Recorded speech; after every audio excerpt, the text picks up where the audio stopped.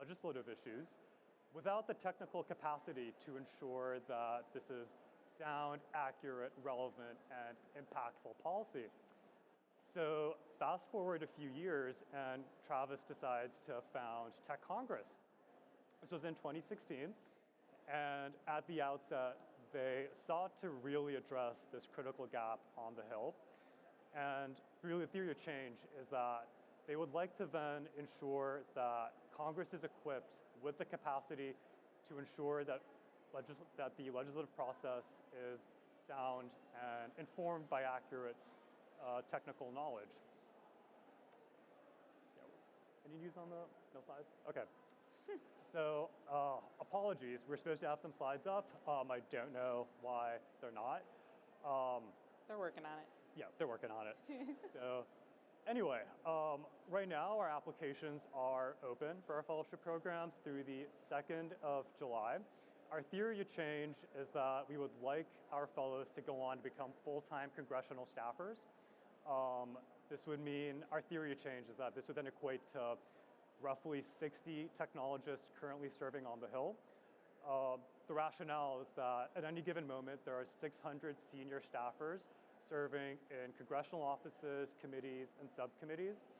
And if 10% of those people are technologists, this would then guarantee that there is a technologist at every table guiding the legislative process and making sure that policy is impactful and relevant to technical issues that are very much top of mind in this day and age, as we can all attest to. So that is Tech Congress in a nutshell. I'm joined today by one of our wonderful alumni, Victoria Howitt. Oh, there we go. I got lucky. Yeah, you got very lucky. Here, I can do the little clicky click. Yeah, I don't think this is working. Yeah, we got another one here. Thanks so much. Yeah. Boom. All right, so we skipped over this, but this is who we are. I'm Timur Razik, the communications manager. Travis is our executive director. Grace McKinney is our deputy director. She's over here in the audience. Mallory Strawn is our chief operating officer. Maya St. Louis, our program associate. We have Alina Khan, our program outreach and our senior outreach and program manager, and Christina Yu, our program intern. So like I said, we exist solely to scale up tech capacity in Congress and to make sure that really they have the tech expertise they need to effectively legislate. So I've gone on to talk a little bit about how this translates to 60 technologists on the Hill. I'll keep this up, so for the sake of time, you can look at this, but I'd like to hand it over to our wonderful alumni, Victoria Howitt, who is joining us today to speak a little bit more about her experience and what she's done since she was a Tech Congress fellow. So without further ado, Victoria. Awesome. Thanks, y'all. So I'm kind of going to talk about how there were two major moments in my life that kind of changed my life, which is, number one, the way that I started my tech career was I graduated from Purdue University in industrial engineering, and I decided I wanted to do software engineering, and a friend of mine happened to be a stylist for Chance the Rapper, and I got a phone call when I had graduated from Purdue. I had no money, no job. I was living in my friend's living room, and I was trying to find some sort of something to do after I graduated that was related to software engineering. And she was like, hey, can you make a light-up jacket for Chance the Rapper? And I was like, sure, you have 5 days to do it. And we hackathon style put it together. And at the time, there was no technology for this. We built it with our Arduino and a couple of LEDs, and he wore it on stage for 40,000 people. And that's how I ended up getting my first job at Cards Against Humanity, where I was building out logistics software and kind of functioning as a back-end engineer, working with a team of like 20 people, making and shipping out all of the games that you all have probably played at one point or another. During that era, when I was living in Chicago, where I'm from, I ended up starting a nonprofit when I was 24 for Black women in technology. And I thought it would just be an opportunity for me to meet a couple of other Black women who were engineers, and it ended up being 600 plus people who joined within 3 months, which was truly insane, but so much fun in just learning how to run an organization. And I ended up meeting a lot of people who were into other like community building and policy making, and so I ended up getting interested in policy because a friend of mine ended up running for mayor of Chicago. And so I was like, I got kind of the policy itch, but I didn't really know where that was going to end up leading. And I ended up being sent a link to Tech Congress. And at that point, I think they'd only done 1 or 2 other cohorts. And that was kind of the second moment that truly changed the trajectory of my career and my life, where I ended up applying, getting in, and working for Speaker Nancy Pelosi, and was able to actually get a photo with her at one point. And during that time, I'll tell you a little bit more about what I was able to work on shortly. But from there, I ended up joining a philanthropy called Schmidt Futures, who is actually kind of behind the AI Expo.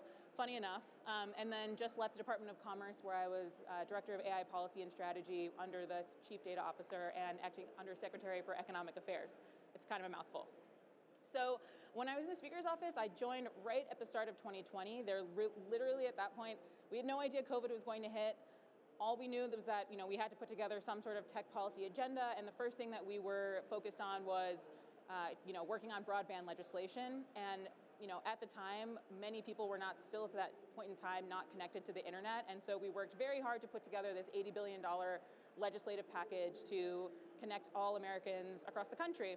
And so because of COVID, it was a great opportunity for us to actually pass a lot of that legislation. So I had the privilege of being able to pass, at first, while I was still on the Hill, $7 billion across a couple of different initiatives, and then ended up passing a whole other swath of more legislation that ended up coming out after I had actually left. But that was all just because COVID happened and there were kids doing their homework in parking lots, and we really saw that need that people needed to be connected to internet, and I was able to be in the office, in the room where it happened with 5 other people putting that legislation together, which was awesome. I also got to work on the antitrust report that came out in the House. So that was looking into Apple, Amazon, Google, and Facebook and how they were abusing their monopoly power. And also for fun, got to write a lot of talking points for Nancy Pelosi, and including, she was speaking at an event, and I had written in her memo that she should say that advertisers should feel empowered to boycott Facebook. And then they did, and then they lost $7 billion in 24 hours, which was great, because when I came to the Hill, my goal was to take on big tech, and I really got to do that in a very meaningful way. I also got to write a lot of her talking points for Section 230, and my kind of crowning, one of my accomplishments I felt was when Kara Swisher said that Nancy Pelosi had good ideas on Section 230, because I pretty much got to write all of her language for that. And we also sent a lot of just legislation, letters, et cetera, related to misinformation to the incoming administration. So after I left, I ended up kind of putting together a systematic view of policymaking and breaking down the policy ecosystem and teaching a lot of other people on the outside how policymaking actually works and how to basically influence people to pass your bill. And so I put together, this is just for Congress, but kind of a training criteria session on basically how, especially philanthropy and other think tanks, et cetera, could have impact on the Hill, and helped a lot of people pass their bills into law, which was very fun. And yeah, there's a couple people taking photos. Feel free to take photos. I want everyone to be successful in their legislative journeys. So after that, I ended up going to Department of Commerce, where we were thinking through how do you optimize data, specifically open data, for generative AI. And as you kind of see here, these screenshots were from 2023. If you asked ChatGPT, or at the time Bard, tell us about demographics of Washington, D.C., it really would give you a whole bunch of incorrect information that was supposed to be hopefully factual, that kids were copy and pasting and using for their reports, and people were using, they were taking as law. And so we wanted to solve this problem of, if Department of Commerce or other government entities are putting out their data, how do we ensure that it's actually getting back to users? They're basically meeting users where they are.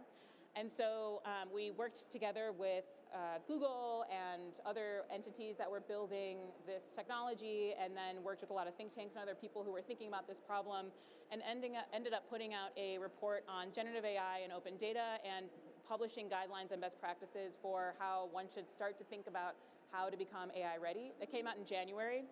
And so we broke that down into documentation, how to optimize your metadata, how to optimize your data storage, your data licensing, and your quality, and how to achieve quality and honest data from generative AI systems. And now I've heard from a couple of friends across different agencies that they've started to use this as inspiration of how they can optimize their APIs to have AI-ready data, which is really great.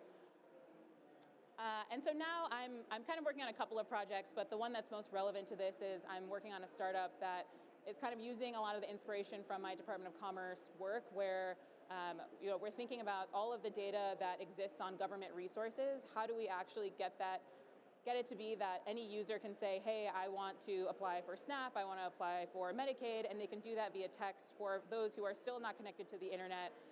And those who are, we can have, we're building out some sort of like a sort of app to be able to do those things, but how can we meet people where they are and allow them to apply for government resources just through text? So that's kicking off now. And I'm also building out a philanthropic fund on improving state capacity and just kind of doing side quests because just having a good time in DC. Cool. Awesome. Yeah, thanks so much, Victoria. Get a round of applause for Victoria. Thank you. So I've done Victoria a major disservice. I did not introduce Victoria well.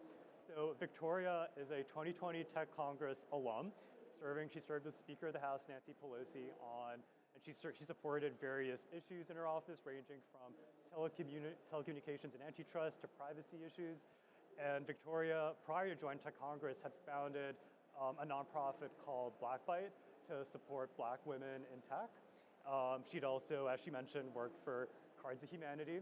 So Victoria is very much one of our certainly most enterprising fellows, and we're so thrilled to have her here today to pitch Tech Congress to the crowd. So I'm leaving this QR code up here, but this will direct you to our application portal where you can apply for either our entry-level career track or our senior-level career track by July 2nd. These are our Congressional Innovation Fellowships. And we're hosting a number of events throughout June, where you can learn more about Tech Congress, what we do, who we are as an organization, a bit more about our history, and then what these fellowship programs will entail. So if you're a technologist, if you're perhaps looking to make a career pivot or to learn more about what the Hill is like, we encourage you to attend and learn more about who we are and what we do. I'll pause here. We'll leave this up for a while, but we wanted to open up the floor for any questions you might have.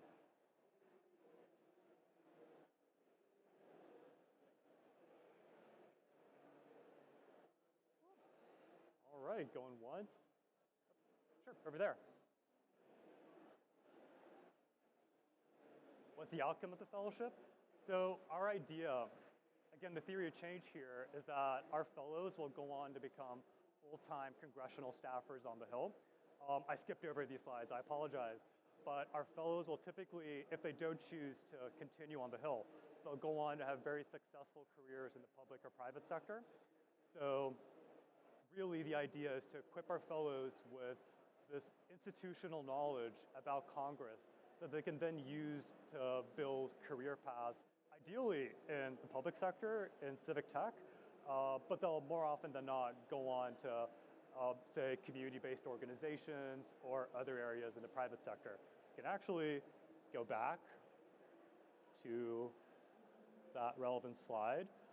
But yeah, there are a range of trajectories you can see here. These are just some of the organizations where our fellows have gone. So a range of government agencies, various community-based organizations, and the private sector. So yeah. Yes.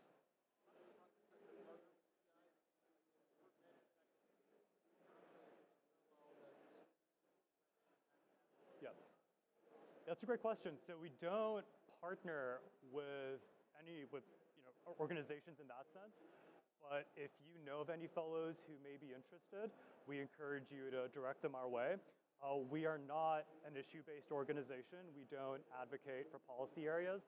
What we do is we take subject matter experts in technical areas, we place them on the Hill in various committees and offices that say are legislating technical issues and need that expertise.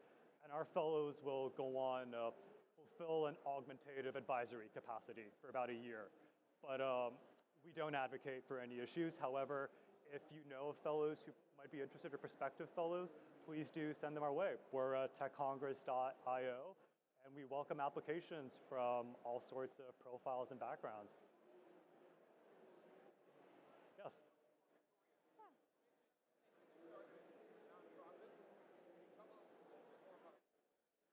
The one from way back when, the Black Women in Tech one, or the one that I'm working on now?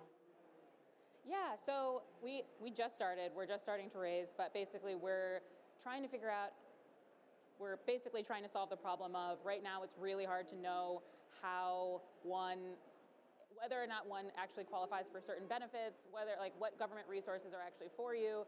So we're trying to build like kind of a proactive model that will be able to tell you like, hey, what do you qualify for, and actually go through the process of applying for you through certain government programs. So we just now kicked off. We're actually working with a couple of mayors throughout North Carolina, and so we're finding like niche applications that we are basically using like agentic AI to go through all of the government websites for a person, which was technology that just didn't really exist before, but now it just makes it really easy that a person doesn't have to actually deal with all of the hullabaloo of government websites, which I'm sure you probably experienced are usually built from 1992. So we're kind of just trying to get rid of that middleman and just allow people to be able to directly apply through just via text. So we're kicking all of that off. We're raising right now so that we can actually hire a full engineering team, and hopefully we'll be able to build outside of North Carolina and to other cities, and then we'll see what happens from there. Yeah. Any other questions? All right, well, thank you all so much for being here. It's been such a pleasure to be here at AI Plus Expo. We're Tech Congress. We're just around the corner at booth 611, so please stop by, say hi. We're a friendly bunch. Come learn more about who we are and what we do. And thank you all so much, and thank you, AI Plus Expo, for having us. It's been such a pleasure.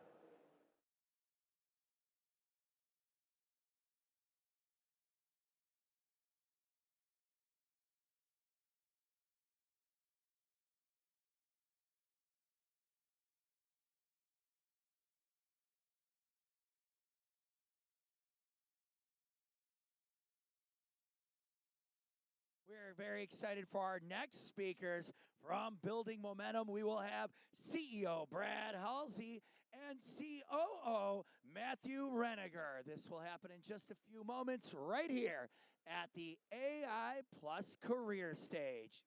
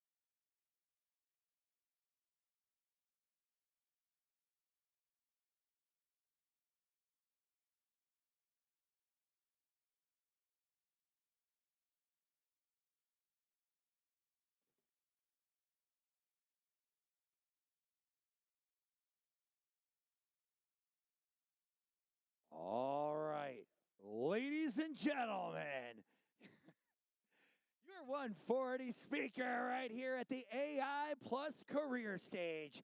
We are very excited to be introducing the Chief Executive Officer of Building Momentum. Please welcome Brad Halsey, and the Chief Opportunity Officer of Building Momentum, Matthew Reniger.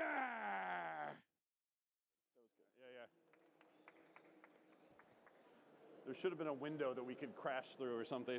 Yeah, no, I feel like we're getting to box. Like that's. Should we go back and? Yeah, let's do it again. Should we go back and try it? Yeah. Oh my gosh. So we are building momentum. We don't have a ton of time, so we're not going to spend a bunch of it plugging who we are, what we do. But if you want to learn about it, we're running the drone racing down here. My job as the Chief Opportunity Officer, which is a totally made-up position, is to constantly answer the question, what does building momentum do? And in a nutshell, we are a training and problem solving company. That's what we sell. We sell training and problem solving. What does that have to do with artificial intelligence? A little bit, but we're not here to talk about that today. We're here to talk about what building momentum does in the workforce development space, which is what we think a next generation approach to solving some of the workforce development challenges that both AI is going to create, but also that AI companies are going to face as they look to staff up and increase their capabilities. This is hard to say, but Brad and I met 6 years ago. Yeah, our parole officer was the same parole That's right. We shared a parole officer 6 years ago. I spent most of my career on Capitol Hill working for an elected official in Northern Virginia and then other elected officials in Virginia. And Brad's the co-founder of Building Momentum. And we got together because an elected official who we were mutually connected with was asking the question, what can we do to try to impact, if not end, generational poverty in the Northern Virginia area? Believe it or not, there is generational poverty in Northern Virginia. I encourage you to spend some time on the historic Richmond Highway corridor. You won't have to look hard, you'll see it. And some folks have tried. There's been large government institutional approaches to it, but nothing that had really stuck. So we tried to go back to the drawing board and ask ourselves, how could we do this? And at my kitchen table one morning, we mapped out a concept. It looks nothing like the concept of which we've arrived at today that's actually effective. But the journey brought us to a place where we have recognized, much in the same way that you hear people use the trope today that not everyone needs a 4-year degree, they can go to trade school and learn a skill. Well, we're starting to see that you don't even need to go to trade school to learn a skill with AI as a tool, but even without AI, with the simplification of some of the tools that are critical to a lot of the companies in the sectors that we see here at this conference today, you can learn in a few days to be equally as effective. So how do we take what we do in a professional setting, which is create these 5-day curriculums in an intense focused application of technology and tools designed around a problem set to culminate in a capstone to a solution, and package that in a workforce development program. So the way that we have done that is going out to companies in specifically the Northern Virginia region, but we're doing this in Hawaii, we're looking to export it around the world, and say, what is the ideal candidate for the job you can't fill? What is the role you can't fill, and what does the ideal candidate for that role look like?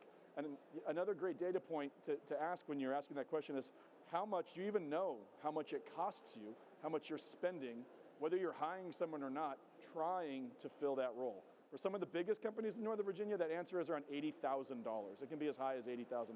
It's not that high for everyone, but it's in the tens of thousands for almost everyone. We say back to them, what if you could just tell us what the ideal candidate is for the role that you want to fill? And then Brad and I and the team can go out to communities that we know, that we've built relationships in, that we have remits to engage with through local and federal government, and look for under and unemployed individuals and bring them into our courses. And instead of getting them a 4-year degree or a trade school degree, we just train them to be able to do the job that's available and open. And so we equip them with that, and then we hand them over to the employer. So how does this apply to the, I just want to make one more point, because I met a company here today that's a great example of this, Helion. If you guys haven't seen Helion, they're doing fusion energy. It's really, really cool. But I was talking to them about this, and they said, our most successful workers at Helion come from the food service industry, because they know how to work on an assembly line. They don't have 4-year degrees. They're not engineers. They're from the food service industry. But there isn't a trade school from translating from McDonald's to Helion. That's really what we're offering, to bridge that gap between underutilized and underdeveloped labor and the high-tech and emerging fields of the future. So whatever Brad wants to add, but I was going to add that's that what we this do. chair is too small for me. Also, one of the things we started doing is we train Marines how to do this stuff. Yep. Sorry, but like Marines have this sort of reputation of being crayon eaters, and what I say is they see a lot of actual real problems, and so over the last 10 years we've trained something like 8,000 Marines, and it's really important to find the people that are seeing problems that are trying to solve. So what we have found when we train, for example, when we train students in poor demographics or in wealthier demographics in Virginia, the students from poor demographics tend to problem solve so much better than the kids from rich demographics. despite the education looking different and the grades looking different. And so what we have found is that, and I'm going to say, something heretical here. It's like, don't teach people AI.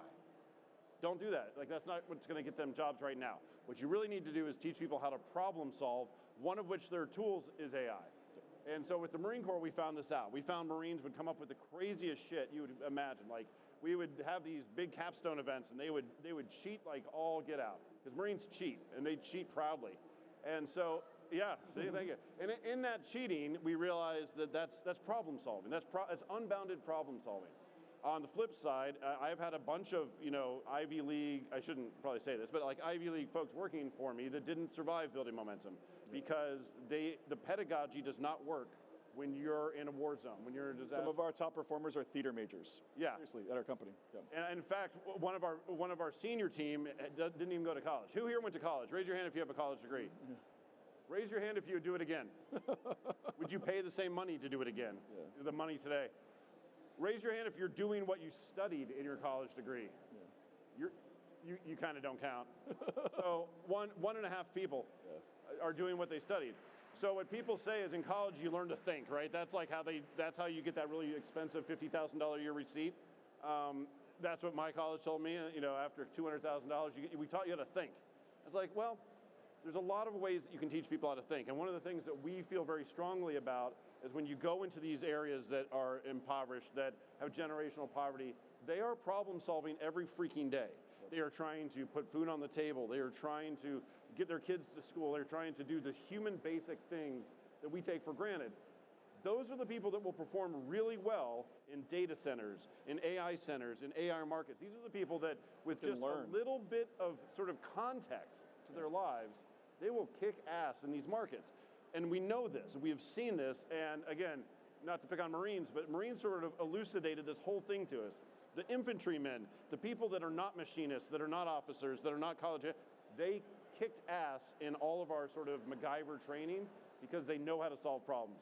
We mapped that to communities, and we saw the exact same phenomenon come out. So I'm going to take a breath. I sucked all the oxygen out of the area, so I'm going to shut up. To Brad's point on folks who come from these backgrounds being more predisposed to solving problems and improving systems in creative ways. One of the best anecdotes that I like, we had a young man who we 1099 for a while during COVID when we had a contract to help create, I won't say the name of the company, but we were basically creating networked agricultural sensors for a company that would put small sensors all over an agricultural center that could measure pH levels, precipitation, soil conditions. But the way that the sensors were installed is that they were hammered into the ground. And so there was something like a 40% failure rate due to the installation process because people were hammering them into the soil. This guy assembled so many of them and got to understand how they were put together that he just made small tweaks on his own that he learned through the critical thinking processes that were instilled through our training that he got the failure rate sub 10%. The guy was recently released from prison, had spent more time in prison than he had spent out and hadn't graduated from high school. Yeah, and so this is how this kind of works. It's not a unique story. We're seeing it all the time through our program. This is how this can work. If you're interested in any of this, hit us up after. So what you do is you set up a center where people can come solve problems. And you have a team like ours, or name any other team, you don't have to pick us, that will teach these people how to 3D print, how to code, how to use computers, how to do the stuff that you're seeing in the drone zone, how to solder, all that stuff. You teach them some of those skills, but around the projects that are helping the community. Or the jobs that are available. And so while you're doing that, you bring in companies to look at these people sort of like in a fishbowl, and they can see how they're performing. And now the companies get this little bit of past performance from these people that you are nicely curating through this process and providing things that they need. Like, we pay them when they go to these things. We give them food and snacks, and we give them a place to hang out. You have to provide these human services, or else you're not going to get that demographic. And let me tell you, it is worth it. This is not I don't want you to think this is like a charity thing. This is a real way to get people that are really good at problem solving into your companies and into your organizations. So you set the conditions, and then you watch them perform, and now you can sort of, it's basically a job interview that goes on for weeks and weeks and weeks as they solve real problems. And that's how we interview at our company, is we make people do problem solve. And it's really hard. We do problem solving all around the planet in weird conditions. So we're hiring, by the way. Yeah, we're hiring. So I need really unique people. That is how, like, Amazon and all these, especially a lot of the data server places that are hopping up around here, they want problem solvers fun fact, Capital One has something like 50,000 programmers or software engineers, but they tend to not hire software engineers. They have an interview process that looks for problem solvers, and then if they identify you, they will send you through their code academy. Yep. They kind of don't give a shit if you know how to turn on a computer. They do care that you can solve problems. And so if that model is being applied to Capital One, by the way, the stakes at a bank are so much higher than they are anywhere in the DoD. I mean, a bank loses their money and that's it. It's like DoD loses its money, it's Thursday. So, you map that to the DoD, now you got something that is a really impactful way to get people that are in civil service, government service, but also in companies, who here is running their own business? Does anyone have their own business here in this group? That's another spot where these people can be very useful because you need someone that can wear a lot of hats, someone coming from a poor demographic that just has been, like formerly incarcerated people, by the way. One of our best students was a former drug dealer. Yep. Drug dealers are great hires. I don't know if I should say that too loud, but drug dealers are great hires because they are great at problem solving. Yeah. So logistically, how does this work? I'm sure it's the main question, right? The system we've put together, the efficacy that we've shown is nonpartisan and has a great value proposition to both local and federal government. We can show tangible metrics that show the number of people we are taking off of human services and social services, the increase and the direct impact we're having on the tax base, the number of companies that we are creating, the folks we have diverted from the criminal justice system in partnership with the Commonwealth's attorney here in Fairfax County, where we're running one of our centers. Through demonstrating those metrics, it becomes very easy to make the case for small appropriations of money from the state, local, and federal level. This costs companies nothing. We never charge a student tuition, and we never charge a company $1 for finding a candidate to fill an open job. We have developed a case that is compelling enough from a political perspective, from a financial perspective, and from a business perspective, that sometimes a company will cut us a check, right? Because they'll say, I was spending all this money hiring people, I've actually kept the people you brought me, here's 1/3 of the money I would have spent on it anyway, and that sustains us. So we're not selling anything, we've just figured out a way to get the pieces to fit together at this unique moment in time where I think the problem we've been looking at is only going to start to evolve more quickly with AI, as AI is doing with everything. So that's why we kind of wanted to share this and bring it to folks' attention. If you're a company that wants to hire, or you have a vision or a community where you're located where you think this could be applied, we pretty much have made every mistake you could make in figuring out how to make this work. We've made every mistake in terms of engaging municipalities and the federal government to get funding for it, and we've pretty much worked it out, and we want to pour gas on it and put it in more locations. Yeah, my last comment to this, and then we can take questions, or you can just throw stuff if you want, is why did we figure this out? Why is this now something that we have sort of put our finger on? And for one, it's because we're freaking geniuses. No, because right now and why is a company that teaches like SEAL teams how to make drones and build all these things, why are they doing this with the community? It's a really simple answer, is technology has reached an inflection point that it's possible. In the 60s and 70s, NASA, DARPA, these were agencies that were pushing on the envelope of tech. That is not the case anymore. I'm sorry if anyone here is from DARPA. We can go cry in the back, but it's not the case anymore. And so technology is moving so fast, and it's so democratized, and every technology vendor wants you to be able to use it. And AI is just that times a million. I mean, I don't even have to program anymore. I can just tell Perplexity to make me code, and it frickin' works.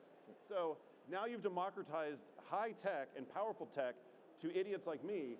So now that means that large groups of people that weren't accessible to this tech now are. And this is a unique time in history where we can empower those demographics to embrace that, get themselves out of generational poverty, and selfishly, they can help companies like mine and maybe some of yours who are embroiled in problem solving. I mean, we play the cat and mouse game with China, with Ukraine, like with Russia. I was in Ukraine playing the cat and mouse game there. I did this in Iraq with Al-Qaeda. Like, the cat and mouse game is a real thing, but it's also what industry is doing. Industry is moving even faster than that. So if you want those people that can move at that speed to work with you, start looking at setting up centers like this. All right, I'll shut up. We have 5 minutes left if anyone has any Want to throw a chair or something? Stretch.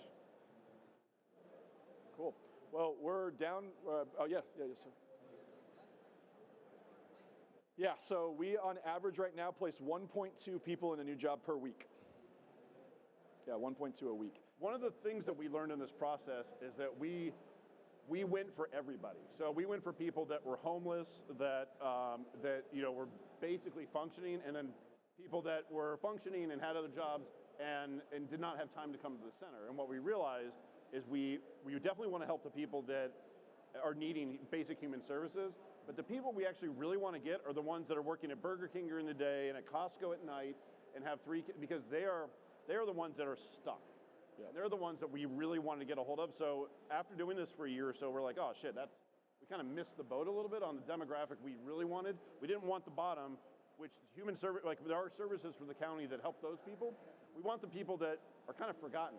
They're running two jobs. They're earning, pay by the hour. Yeah. And so we started honing in on that demographic, which is harder because they're freaking busy, right? And they're trying to put food on the table. But that's the demographic that if you can yank out of that area, it's going to be a multiplier for the community and for industry. It also depends on how you define success. So from a company's perspective, success is how many people did you place in a job, right? But we've got people their GED, we've got people their driver's licenses, we've taught them basic computer literacy. The demand we have for CPR classes for moms is off the charts. Like we can't get enough CPR classes. We don't capture that as a success metric, but it's ancillary benefits of the training and the presence that we're creating.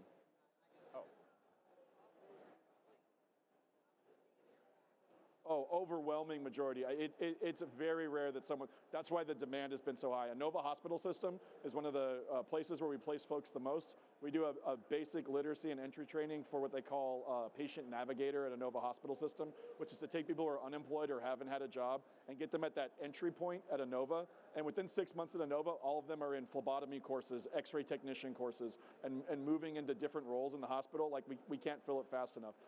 Amazon Web Services, I think I'm using the term right, fiber splicing, like the cables, like we cannot train and hire them fast enough. We have I don't know the exact metric, but our retention rate's very, very high. Yep.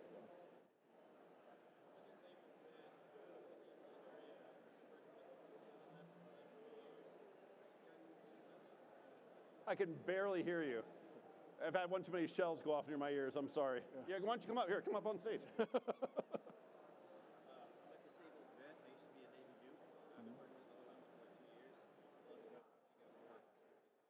Oh yeah, we'll talk to you after, no problem. Yeah, of course. Yeah, and so one of the things that we're actually, and if anyone here knows the right people, let us know, but I had a dear friend that was in Walter Reed for a year and a half, bunch of months, and he tried to develop a business case for a business he had, and by the time he came out of the hospital and started doing it, he had already, he kind of missed it, and it wasn't a good business, but he invested all this money into doing that, and he kind of went broke. I think being, and just recovering from injury in the hospitals, recovering from, trauma and all these, and especially in Walter Reed, would be a great opportunity to learn some of these skills, learn some of these things, learn how to problem solve so that when these veterans come out, I did the same thing. I was a disabled veteran. I just sat in the hospital forever, and I was like, I could be doing something right now. I could probably learn something.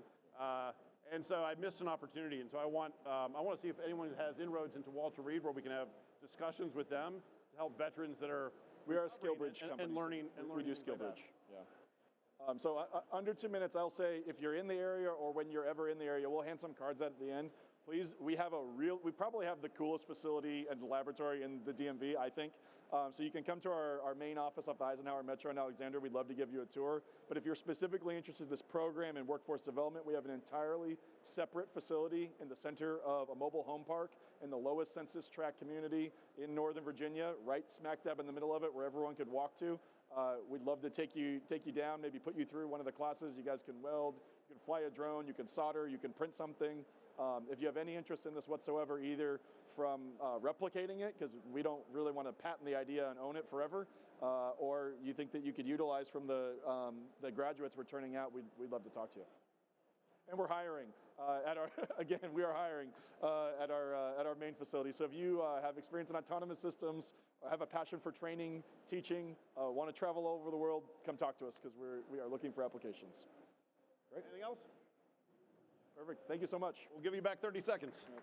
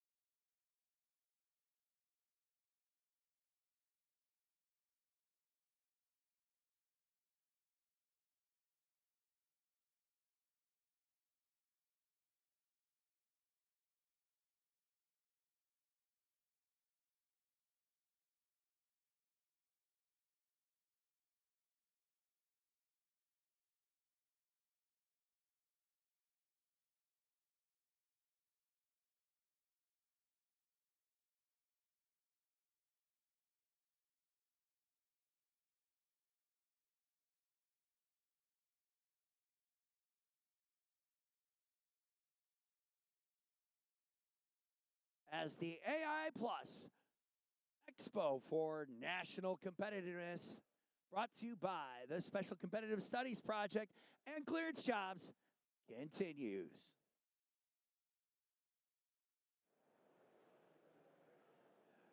For our next speaker here at the AI Plus Career Stage, please welcome from the United States Marine Corps, Colonel Dennis Katolin. Hey. Hi. I'll put this over here. Could we get, is this projecting?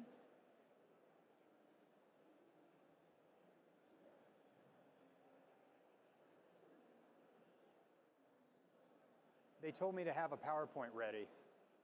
Okay. All right. Everybody, hi. It's so nice to meet you all. My name is Dennis Katolin. I'm Director of Operations for Marine Corps Forces Space Cyber Command. And I was asked to talk about some of the innovations that the Marine Corps is doing in technology, AI, and new advancements in innovation.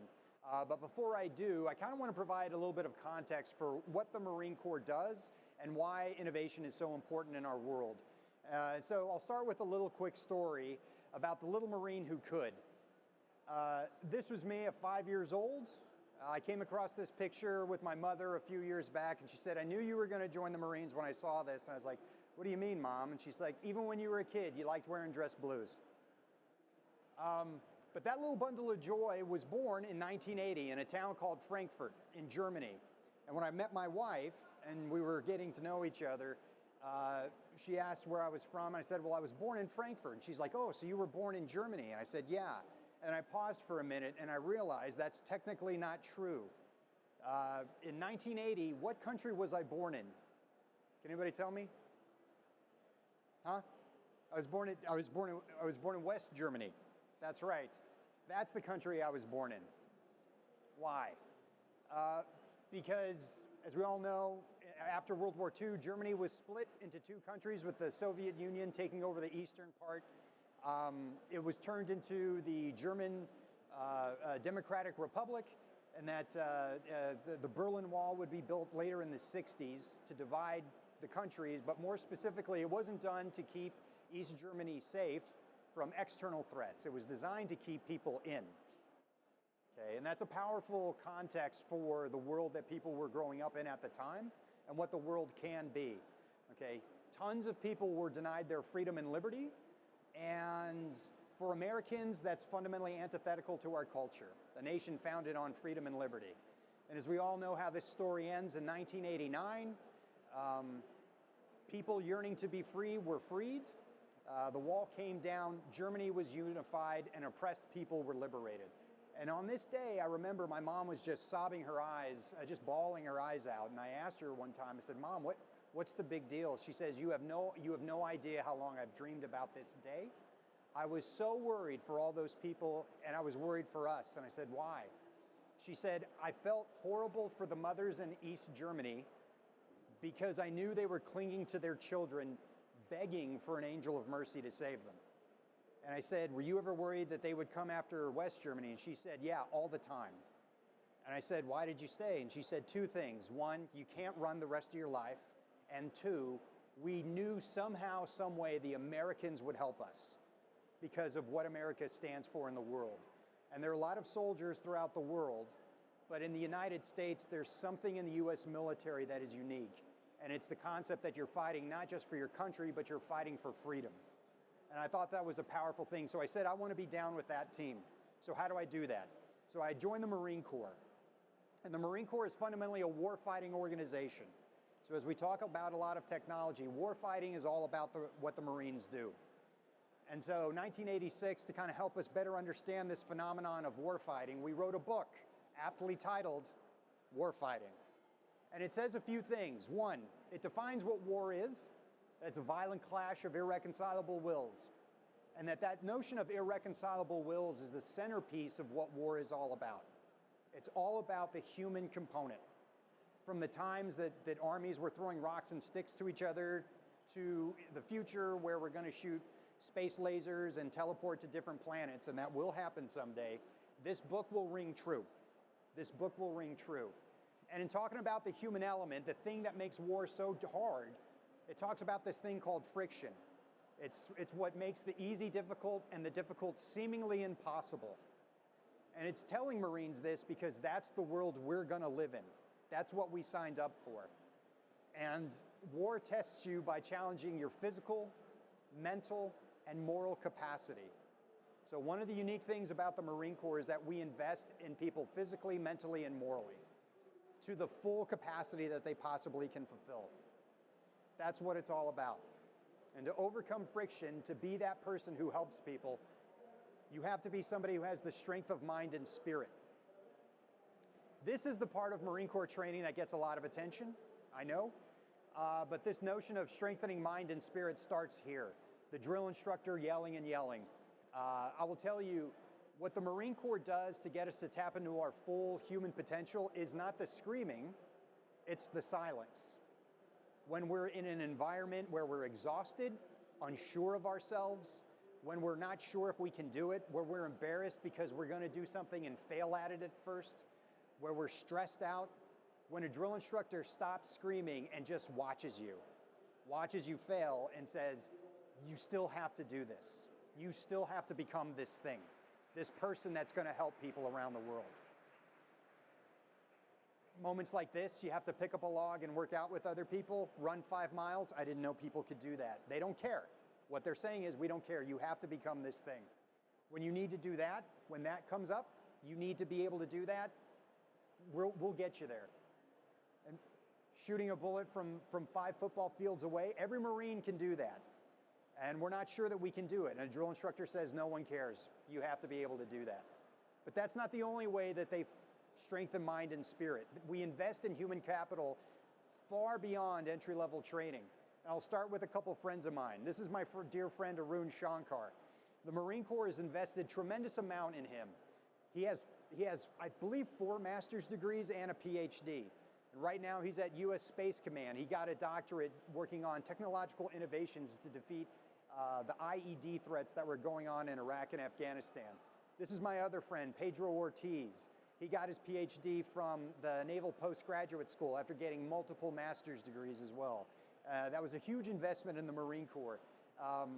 But we saw in those instances, tapping into full human potential was the centerpiece of what the Marine Corps was doing. This school right here, the School of Advanced Warfighting, you literally read an entire book a day at that school. That was another instance where the Marines were saying, I didn't know people could do that. And these gentlemen said, we'll take that on, right? The Marine Corps' response was, it's difficult, but we don't care. You have to become this thing. So these are the investments the Marine Corps is making in its people. And once those investments are made, we tap into organizations like this. The Marine Innovation Unit, recently founded, headquartered out of New York, which is kind of atypical for the Marine Corps. We are the first service to do 3D manufacturing of a bridge, 3D printing of a bridge in the Western Hemisphere that can facilitate traversing of not just foot traffic, but large vehicles. Working on robotics so that Marines forward deployed can become unburdened with a lot of the equipment and the tech that they have so they can focus on their people and their mission. Things like the XQ-58 Valkyrie, which is a stealth unmanned drone designed to fly as a wingman to the F-35. So that's a part of Top Gun that you didn't see when you went to the theaters. But the Marine Corps is doing that. Why? Because we're all about investing in human capacity. Things like the Marine Corps Software Factory, based out of Austin, Texas. Great place for Marines to go. Right now, they're creating software on demand for the Fleet Marine Force. In particular, things like Ares, to take in the data from all these wonderful drones and give them to our warfighters forward deployed at the tactical edge. That's what Marines are doing right now. Application development down to, and they have it down to months, in fact weeks, upon getting a request from the operating forces, that these folks will take that demand, generate a solution, and have it operational, IOC, initial operation capable, inside of a few months, if not a few weeks. And the ability to take that and rapidly deploy it on demand. That type of innovation and adaptation is unique. And it's not done for the sake of seeming clever. It's done because we have to help our Marines go forward deployed. This is General Robert Neller. He became Commandant in 2015. He's our 37th Commandant. And when he took charge as the Commandant, he said that he wanted to invest in wargaming to give our Marines every advantage that they could have. And he said, I want to give Marines the holodeck. And the holodeck, for those of you who don't know, is a simulation room out of Star Trek that facilitated rapid training so people knew what to do when they went forward deployed. He said, that's what I want. And everybody looked at him and said, that's a tall order. I don't know that we can do that. His response to them is, I get it, I understand it, no one cares. This is him as the Commandant, his last official photo. I did bump into him one time and he said, what do you think of the photo? I said, sir, it's great. It probably would have been a good idea if you smiled in your photo. And his response was, Dennis, I am smiling in the photo. That being said, 2024, the holodeck for the Marine Corps was created. Okay, we have a 100,000 square foot facility in Quantico, Virginia right now. Millions of dollars invested into an immersive environment with 3D graphics, AI-driven enemy forces simulating and challenging Marines every day, 20 war games a year, to challenge our leaders and figure out what is the best way moving forward for our service and what is going to be the optimal use of our force when we're countering our adversaries forward deployed. Do it again, do it again, do it again. What we see when I go into the Neller Center, I'm not wowed by the technological innovations that are in that building. I'm wowed by the human will it took one man to generate that type of infrastructure. And there it is. That's not an AI-generated graphic. That building exists. And it's an awesome facility, something I never thought I would see during my career. And when I heard the Commandant say he wanted it, I thought it was a really far-fetched thing, and we have it now. So all those innovations, the software factory, the investment in human capital, that's being harnessed here and throughout the Marine Corps. And the question then becomes, what do we do with all this technology that's being generated? Okay. The Marine Corps is the first in force for the Department of Defense. That's what you have in the United States Marine Corps. And we take that technology and we give it to young men and women, some of whom aren't even old enough to buy a beer, and we say, use this to give the American warfighter, forward deployed, an unfair advantage over our adversaries. Why? Because we don't man systems. We're all about equipping Marines, because it's Marines that get the job done. So when folks go forward deployed at the tactical edge, they'll be able to respond when needed. Any climb, any place, the United States Marine Corps brings technology, but the technology is augmenting and supporting men and women of human will. There are a lot of instances in human history, and all of us have seen it, where we've seen injustice happen throughout the world and wanted to intervene. And the fact of the matter is, the vast majority of people want to intervene, but don't have the ability, physically, mentally, and morally, to stand between tyranny and those that need help. Marines are ready to do that. And our investment in technology is designed to help them. It's designed to help them. And when I think about why, it's for this reason. My mother wasn't the last woman to cling to her children and beg for an angel of mercy to come save them. She was not the last one who feared that that somebody would come after them over a wall. When that does happen, and Marines are called to deploy to help, they help. Still. Okay, Marines from my unit were in Afghanistan helping thousands of people who were yearning to be free to get to freedom. The technology it took to get them there to be successful was invaluable. But the technology is only an augment to these people. So that when people yearn to be free, they're going to be people who are physically, mentally, and morally capable to deal with the frictions of the expeditionary environment and to help people yearning to be free. That's all I have. Thank you for your time.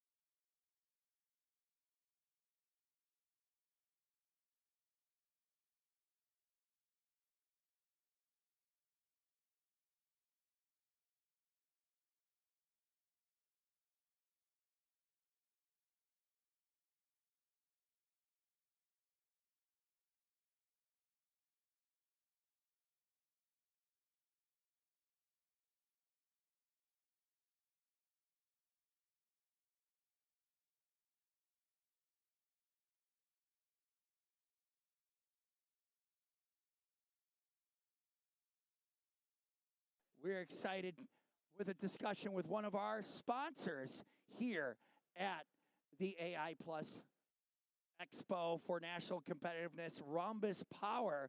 We'll be speaking to the Vice President of Product Development and Operations, Sarah Cohen, right here at the AI Plus Career Stage. All right, one more time, let's give it up for our representatives from Rhombus Power. Thank you all so much for coming out to listen to us today.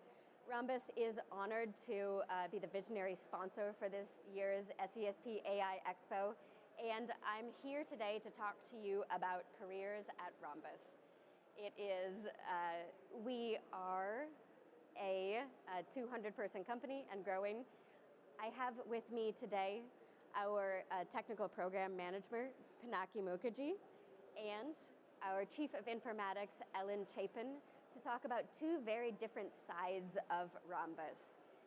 In order to build AI, the AI of today, you not only need technology, but also the experts to shape that technology.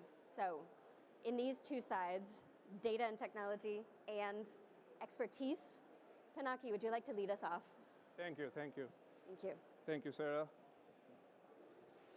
Hello, DC. You know, I just love DC. The reason is, this is the center of democracy. This is the center of governance, peace, and stability. Let me start with some numbers. 73,000, 50,000, 14,000, 520. Do these numbers ring any bell to any one of you? Close, but let me tell you, right now there are 73,000 tanks worldwide. 60,000 of them are actually in active service. There are 14 to 15,000 active fighter and interceptor aircraft military in the world, 520 to 540 military submarines, 50 aircraft carriers, and about 12,300 nuclear warheads globally. Of those nuclear warheads, around 4,000 are deployed with operational forces. That means that they are mounted on missile right now at military bases, and that could be deployed anytime for potential use. And around 8,000 warheads on military stockpile, I mean, they could be called upon anytime. With this much of weaponry, this world can be destroyed hundreds of times, if not more. One recent study, told like there are more armed conflicts happened in 2023 in any year since the World War II. And the Peace Research Institute of Oslo, PRIO, they told that 59 armed conflicts happened in 2023, and 22 wars among them, and that was led by the wars in Ukraine and Gaza. And the number hasn't been reduced. It was about 55 and 56 in 2024 and 2025. So the point is, the conflicts was reduced after the Cold War, but it has been increased since then. It was dramatically increased in 2010, and then much more in 2020, and leading to records high in 2024 and 2025. So it means, this is the time. This is the time. This is the time for readiness, because this war is not just fought in land and in sea and in air. This war is being fought right now with misinformation, in cybersecurity, in space. And it means that we are in a very immensely violent and uncertain period. But we are protected by our country, the United States. But if we are not ready proactively, then our adversaries will be tomorrow. So we need to be able to be ahead of the curve to avoid any war. But if we are, then we have to make sure that we win the war. And how do we do that? At Rhombus, we empower decision making for our countries and allies, leaders from defense and intelligence, by providing AI-powered, integrated, predictive decision-making model in real time. Now, we can get the data, we can buy the data and everything, but at Rhombus, we can integrate. We have these proprietary AI models that massage the data, and then we also utilize the human expertise so that, the subject matter experts that create the packages of solutions, an end-to-end ecosystem, for very customized solutions for specific customers, for their specific needs, and in the time of relevance. So this is the Rhombus, this is the mission, this is why we are. Now, very quickly, just to wrap it up, few more numbers, 200, 9, 5, 5. Do you know what do they mean? They mean that we are growing. We are about 200 people right now. We are not just a 9 to 5, workplace. Recently, Sarah and I, we are flying the same flight and we are pinging each other. We are thinking, we should say that we are not crazy people at Rhombus. But then later I was thinking, we are actually crazy people in a good way. We are very passionate because we are very driven by the mission. We wake up, we bounce from our chairs to think of that vignette to create that insight. We write the report from the intel. We track instability. We anticipate violence, and we identify fraud and cartel activity. And we come to the office every single day with that attitude to collaborate, to hustle, to brainstorm, to stop that one war, to predict that conflict, and to save that one life. We have enormous support from our leadership. We build things, we break things, we build them again, we learn fast, and then we improve continuously.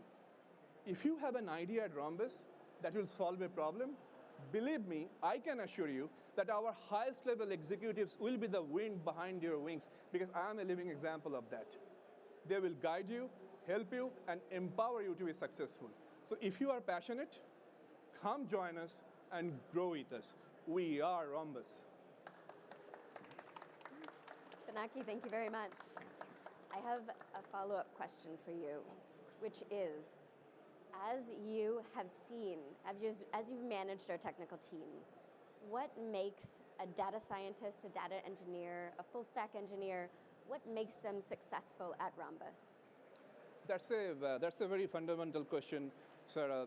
That's very important for us. So we don't come to Rhombus and we don't think that, okay, I have cleared 50 tickets, did 5 Git merges, and we are done. We come to the Rhombus to help the client. We are very client specific. We think that what are their needs, so what type of product we should make, and what type of technology we should think. If there is any problem, there is any bug, there is anything to be changed. So we brainstorm that, and we bring our expertise, the technical and the customer empathy, to make that product better. So at Rhombus, to be successful, we have to wear the hats of client empathy, the product knowledge, and of course, the fundamental knowledge of data science and the full stack engineer.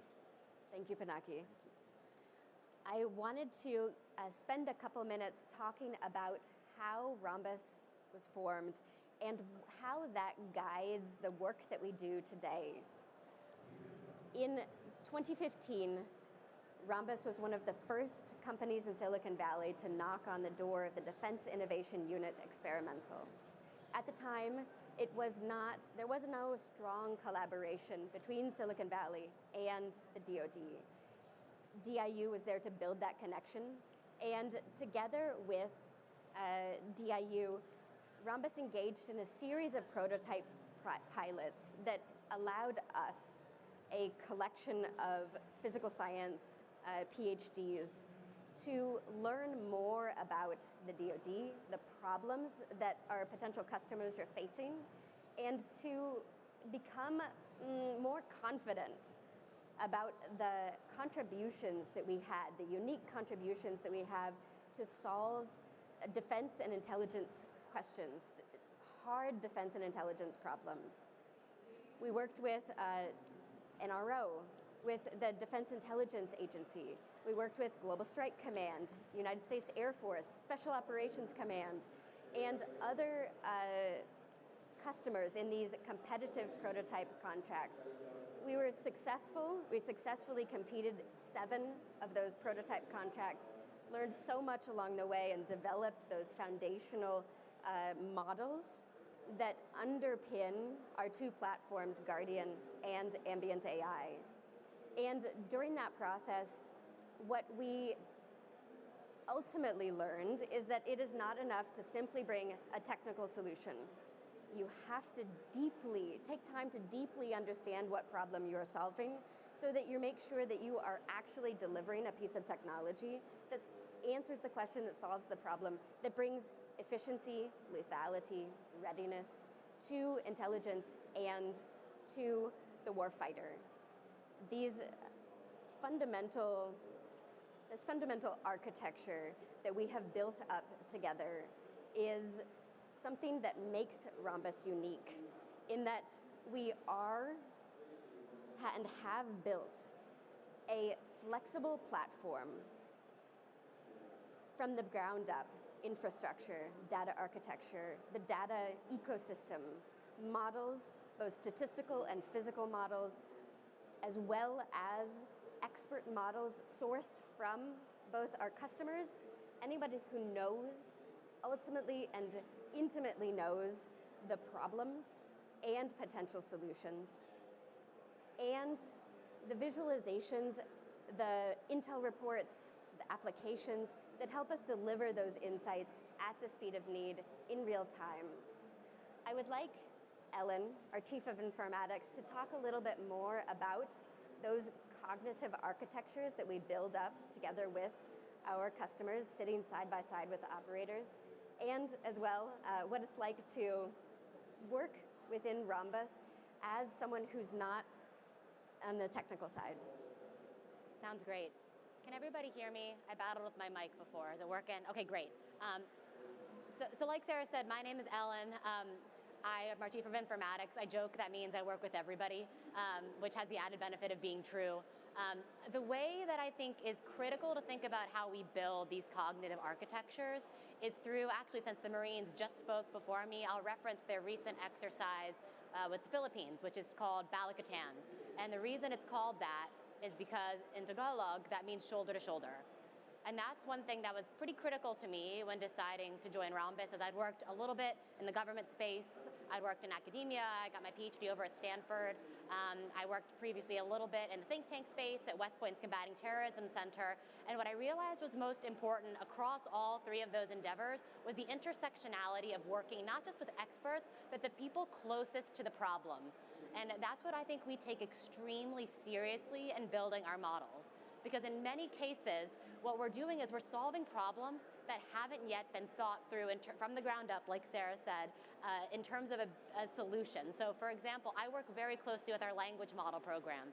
Generative AI has burst into the scene, of course, and changed the way not only that we all live our day-to-day lives, but how the national security community does their jobs, how their workflows work.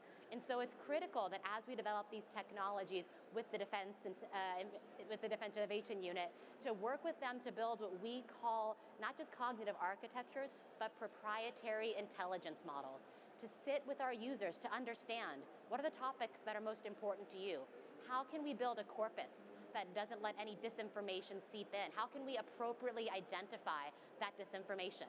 That's something I spent a lot of time in my PhD, but I've learned so much from our military partners reading their doctrine and incorporating it into our models.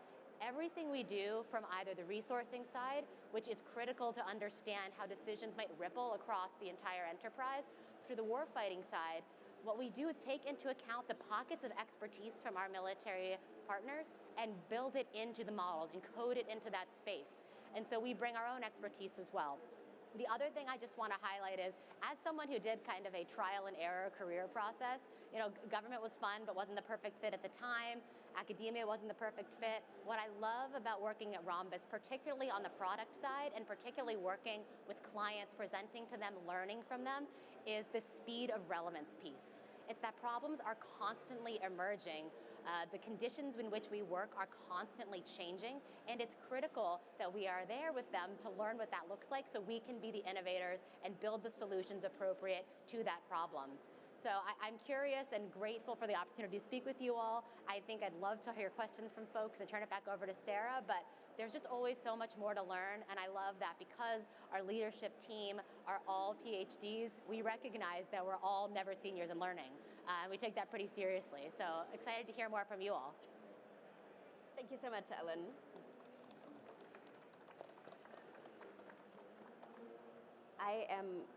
I'm going to open up the floor to ask you guys if you have any questions at all. I wanted to, before we do that, just highlight that we are hiring, absolutely. And we have open roles across all sorts of different fields. We have our recruitment team here, Alice and Leo, and we are always looking for the best talent in data, in AI, in cloud infrastructure, and also in fields like policy and ethics. So thank you so much. I hope that you take some time to stop by our booth, learn more about us. And do you guys have any questions for us?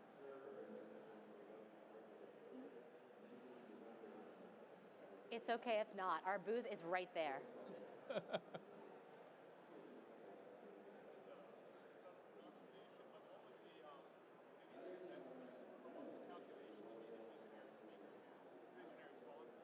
Yeah, sure thing. It is, absolutely.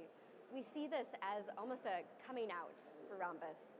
Over the past few years that we've been working with the DoD and intelligence community here, we have kept a relatively low profile.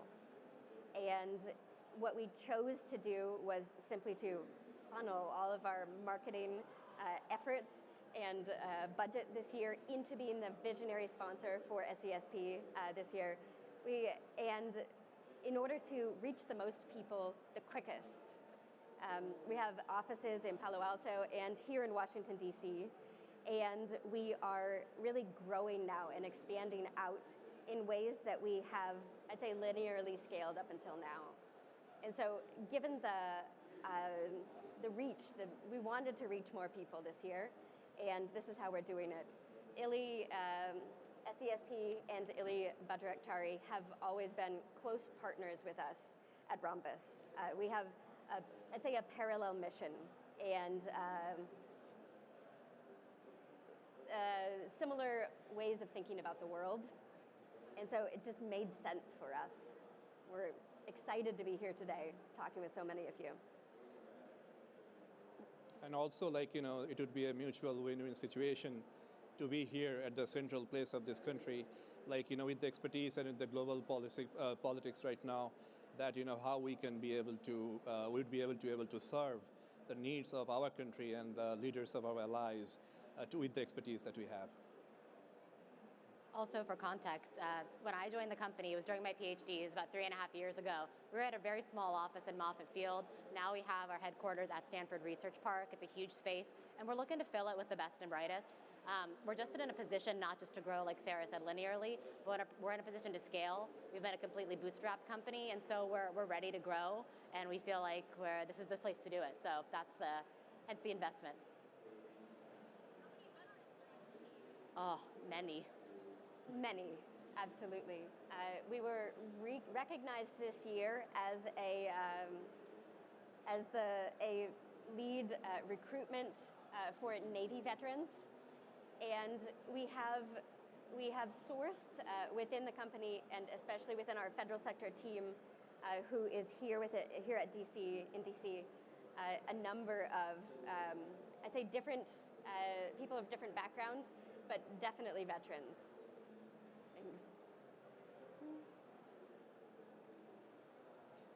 Anybody else? Yes.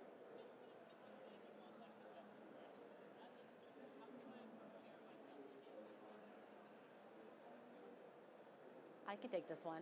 So I think the most important thing, especially as a young person, is to be curious. I entered the workforce, I think, at a difficult time. It's a tough time to be a young person going into the workforce. And I think what's most important is if you're faced with a problem, whether it's understanding a language model, learning how to work a printer, before asking someone how to figure it out, make your best effort. Like, dig deep, not just into things that require expertise, but try to solve the problem before you look to an easy answer. I'm a little bit biased on this because I love to read about language models and talk about language models, but there's so much that students, especially in the education system, we're learning how to teach things like language models. And many times we find people relying on kind of easy outputs, hitting the easy button. And so as a student, I think the most critical thing you can do is, recognize the easy button is available to you, but before you turn to it, do your research so that you can ask the right question to the language model, because that's going to yield you the best outcome. Or do your own research and figure out how you can make the data science you want to come out on the code side so that you can learn how to write, like how to vibe code or something like that. So I think just staying both current, but asking questions, I think is going to make you a really good fit for us, because that's what we do every day. Is find out, what's the latest and greatest, what's just come out, what's the journal I want to be following, what's trending that's important for us to understand from a keywords perspective. So I recognize that's a big answer, but I think that it's actually very something you can really act on, and I found really meaningful in my students. And we do bring on interns for the summer in California and DC for this exact purpose, so you have that chance to really dig in. That's a great answer, Ellen. Just to add one quick point to that, we also want to think beyond what we are right now.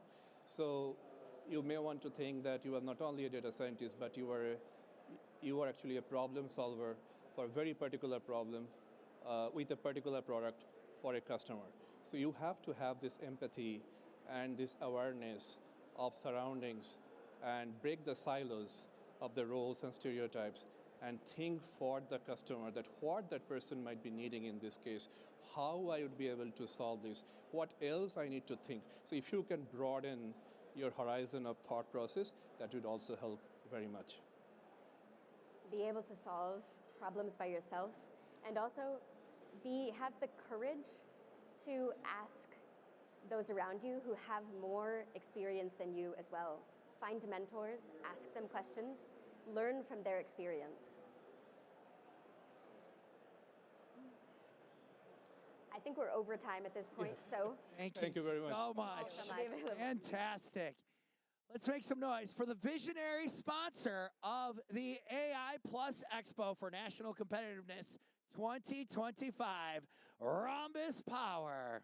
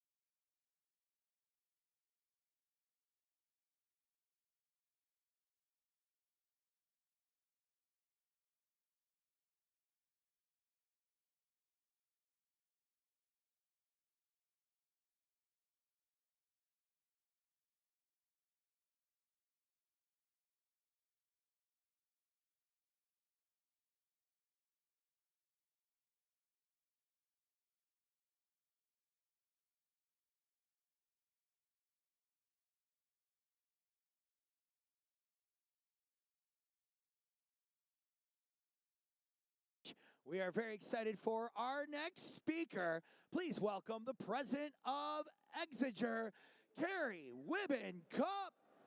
Okay.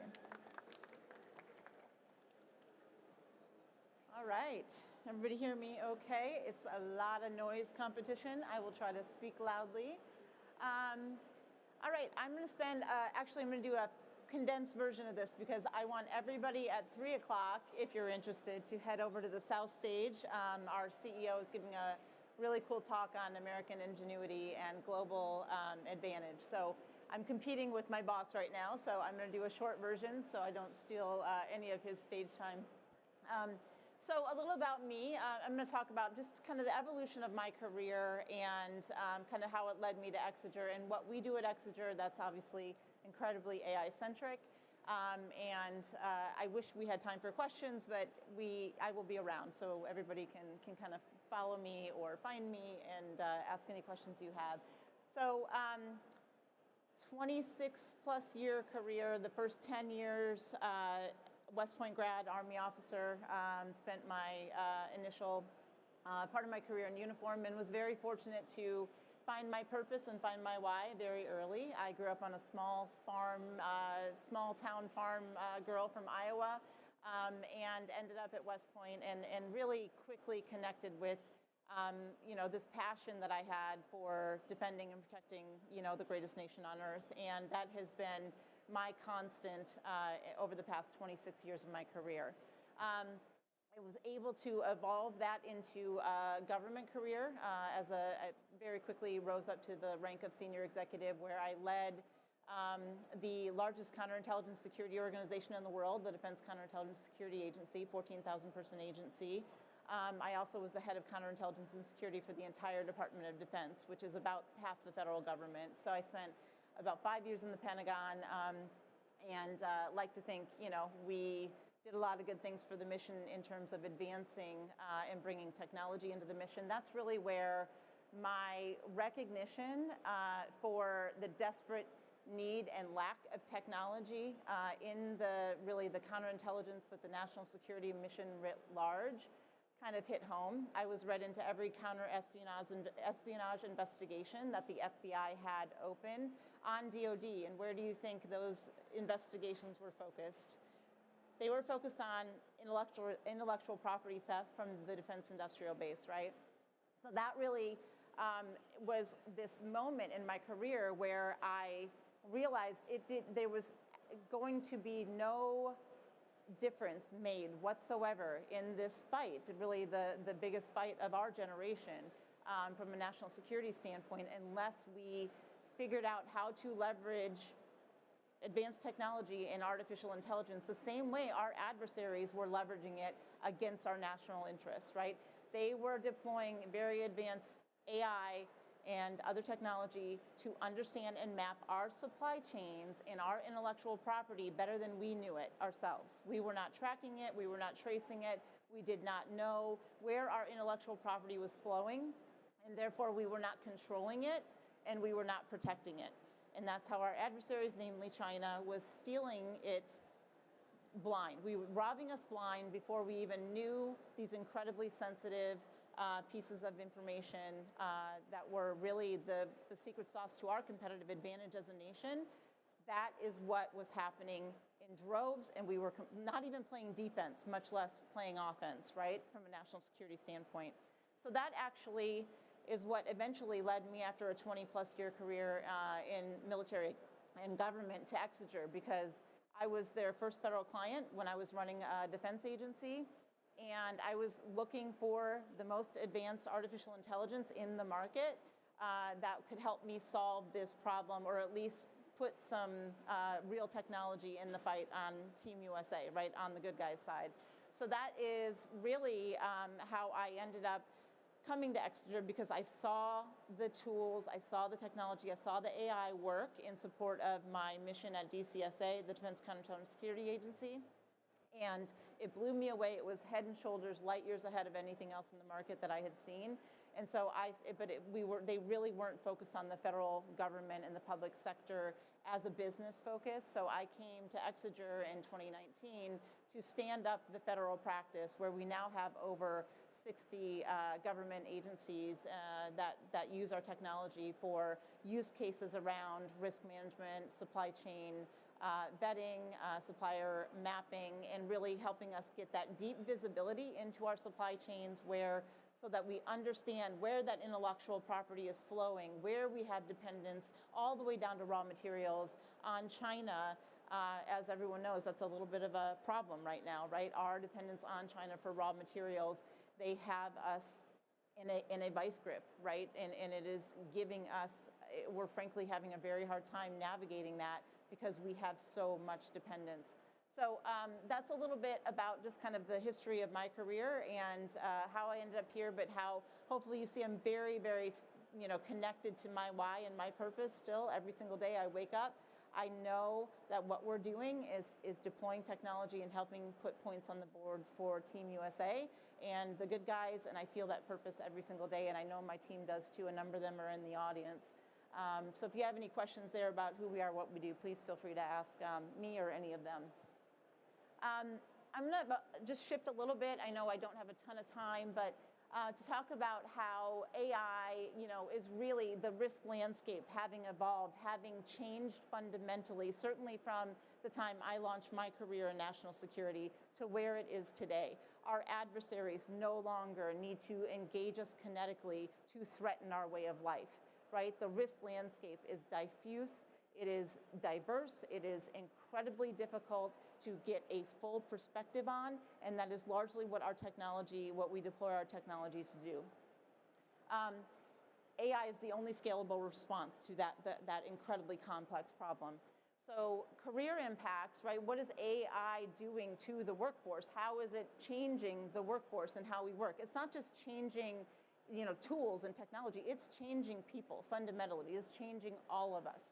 We have risk analysts who are now evolving into insight curators, right? Being able to mine the rich insights that artificial intelligence can provide us to inform that analysis and then recommendations.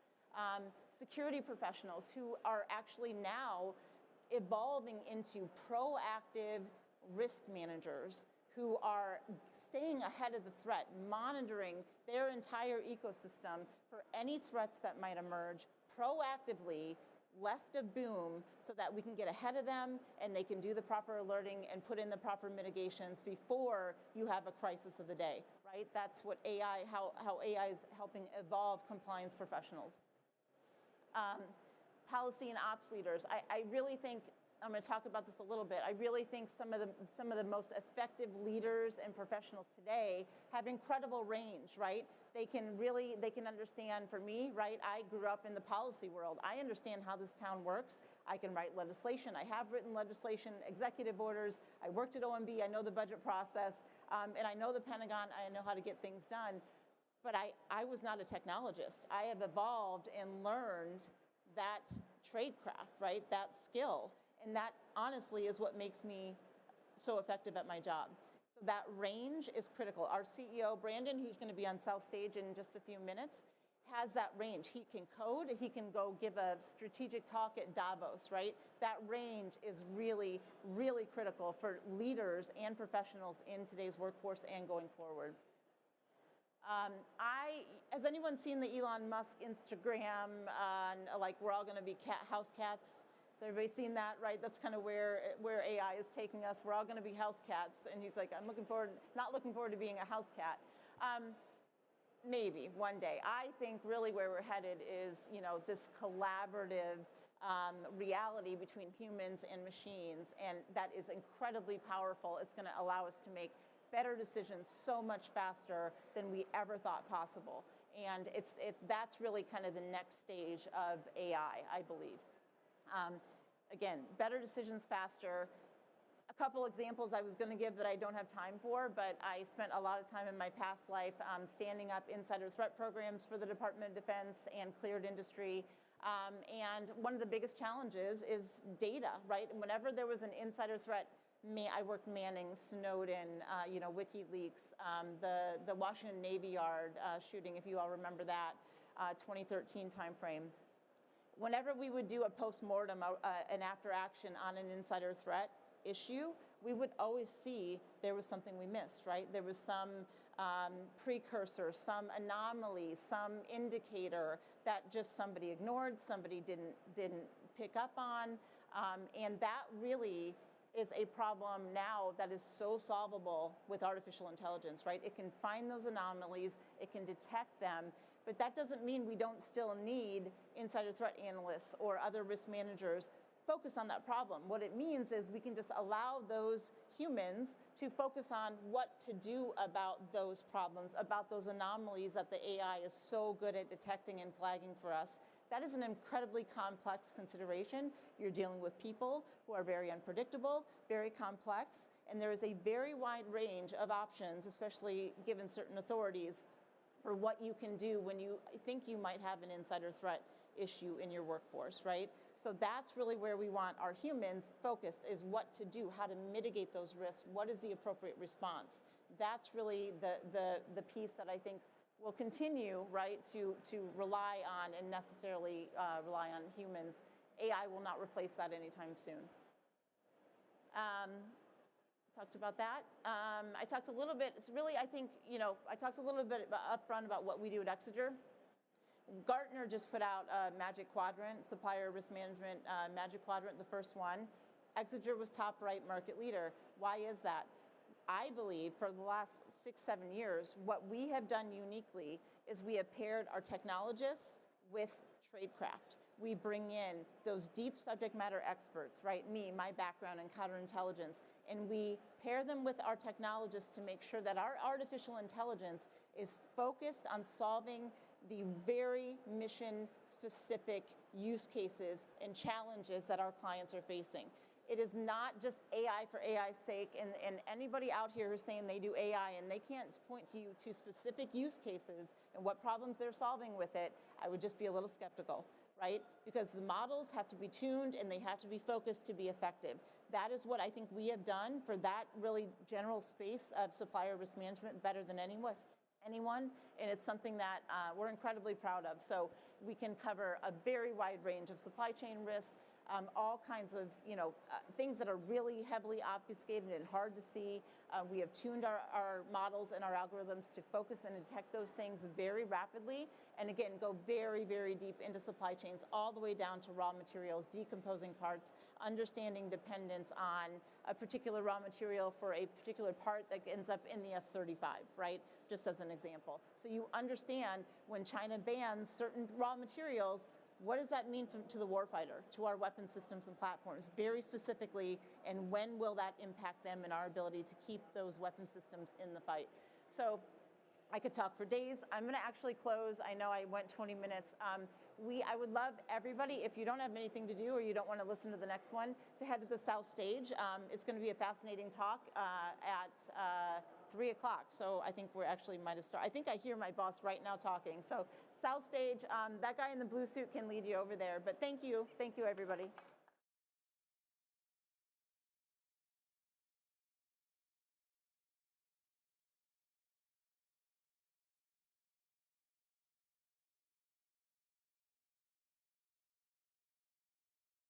In just a few moments, our AI Plus career stage will feature Brigadier General Michael McGinley. We're going to have a really exciting talk in just a few moments right here. Brigadier General Michael McGinley is the Mobilization Assistant to the Military Deputy, Office of the Assistant Secretary of the Air Force for Acquisition at the Pentagon. Brigadier General McGinley serves as the Director of the Gig Eagle Agile Talent Ecosystem Initiative, the Department of Defense's first joint artificial intelligence-driven talent operations platform. We are very excited to hear from Brigadier General McGinley.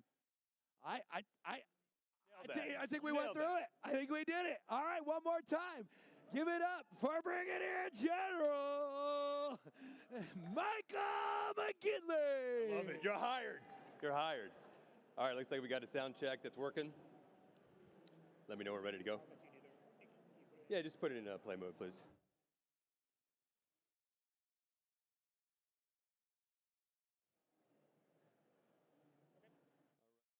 I tried not to eat too deep into his speech with his title. So, how's everybody doing today? All right, you dialed in, you're ready for this? You're a brave crowd to be here at this point of day. You actually look like I'm getting some life back, which is pretty good.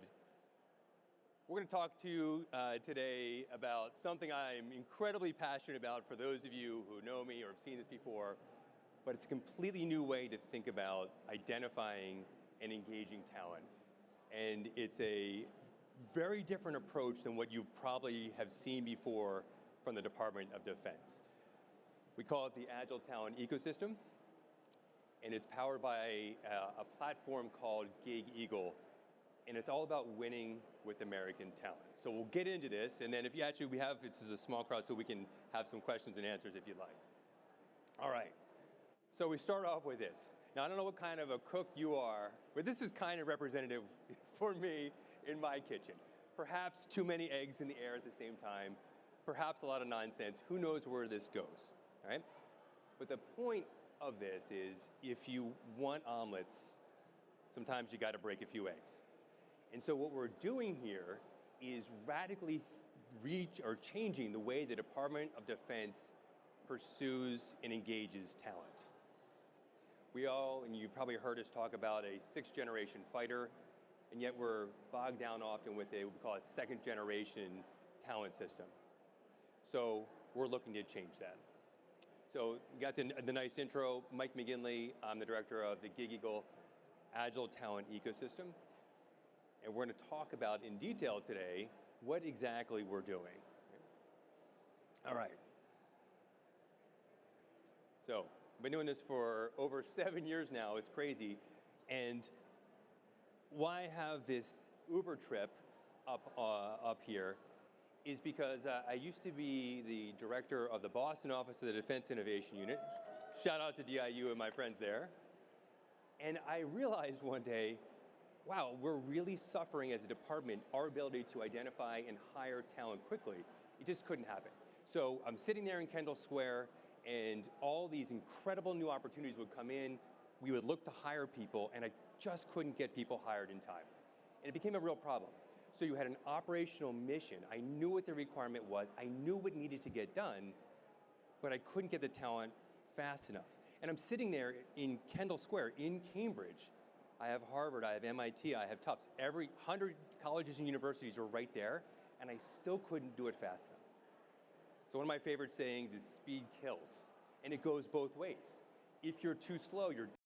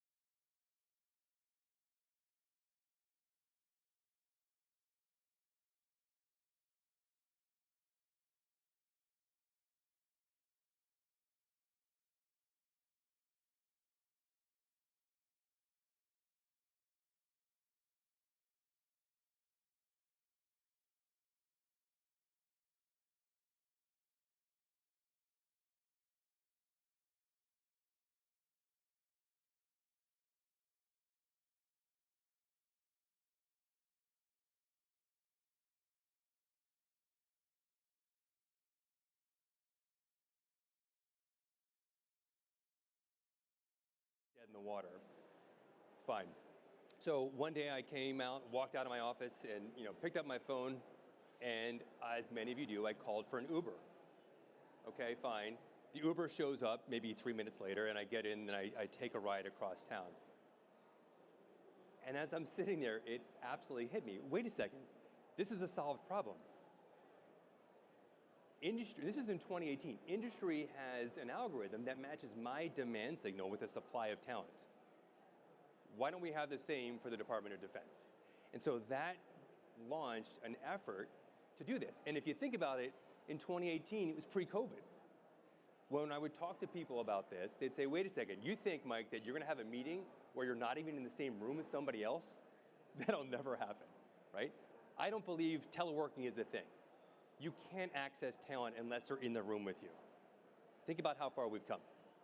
This is all about getting highly skilled and vetted talent.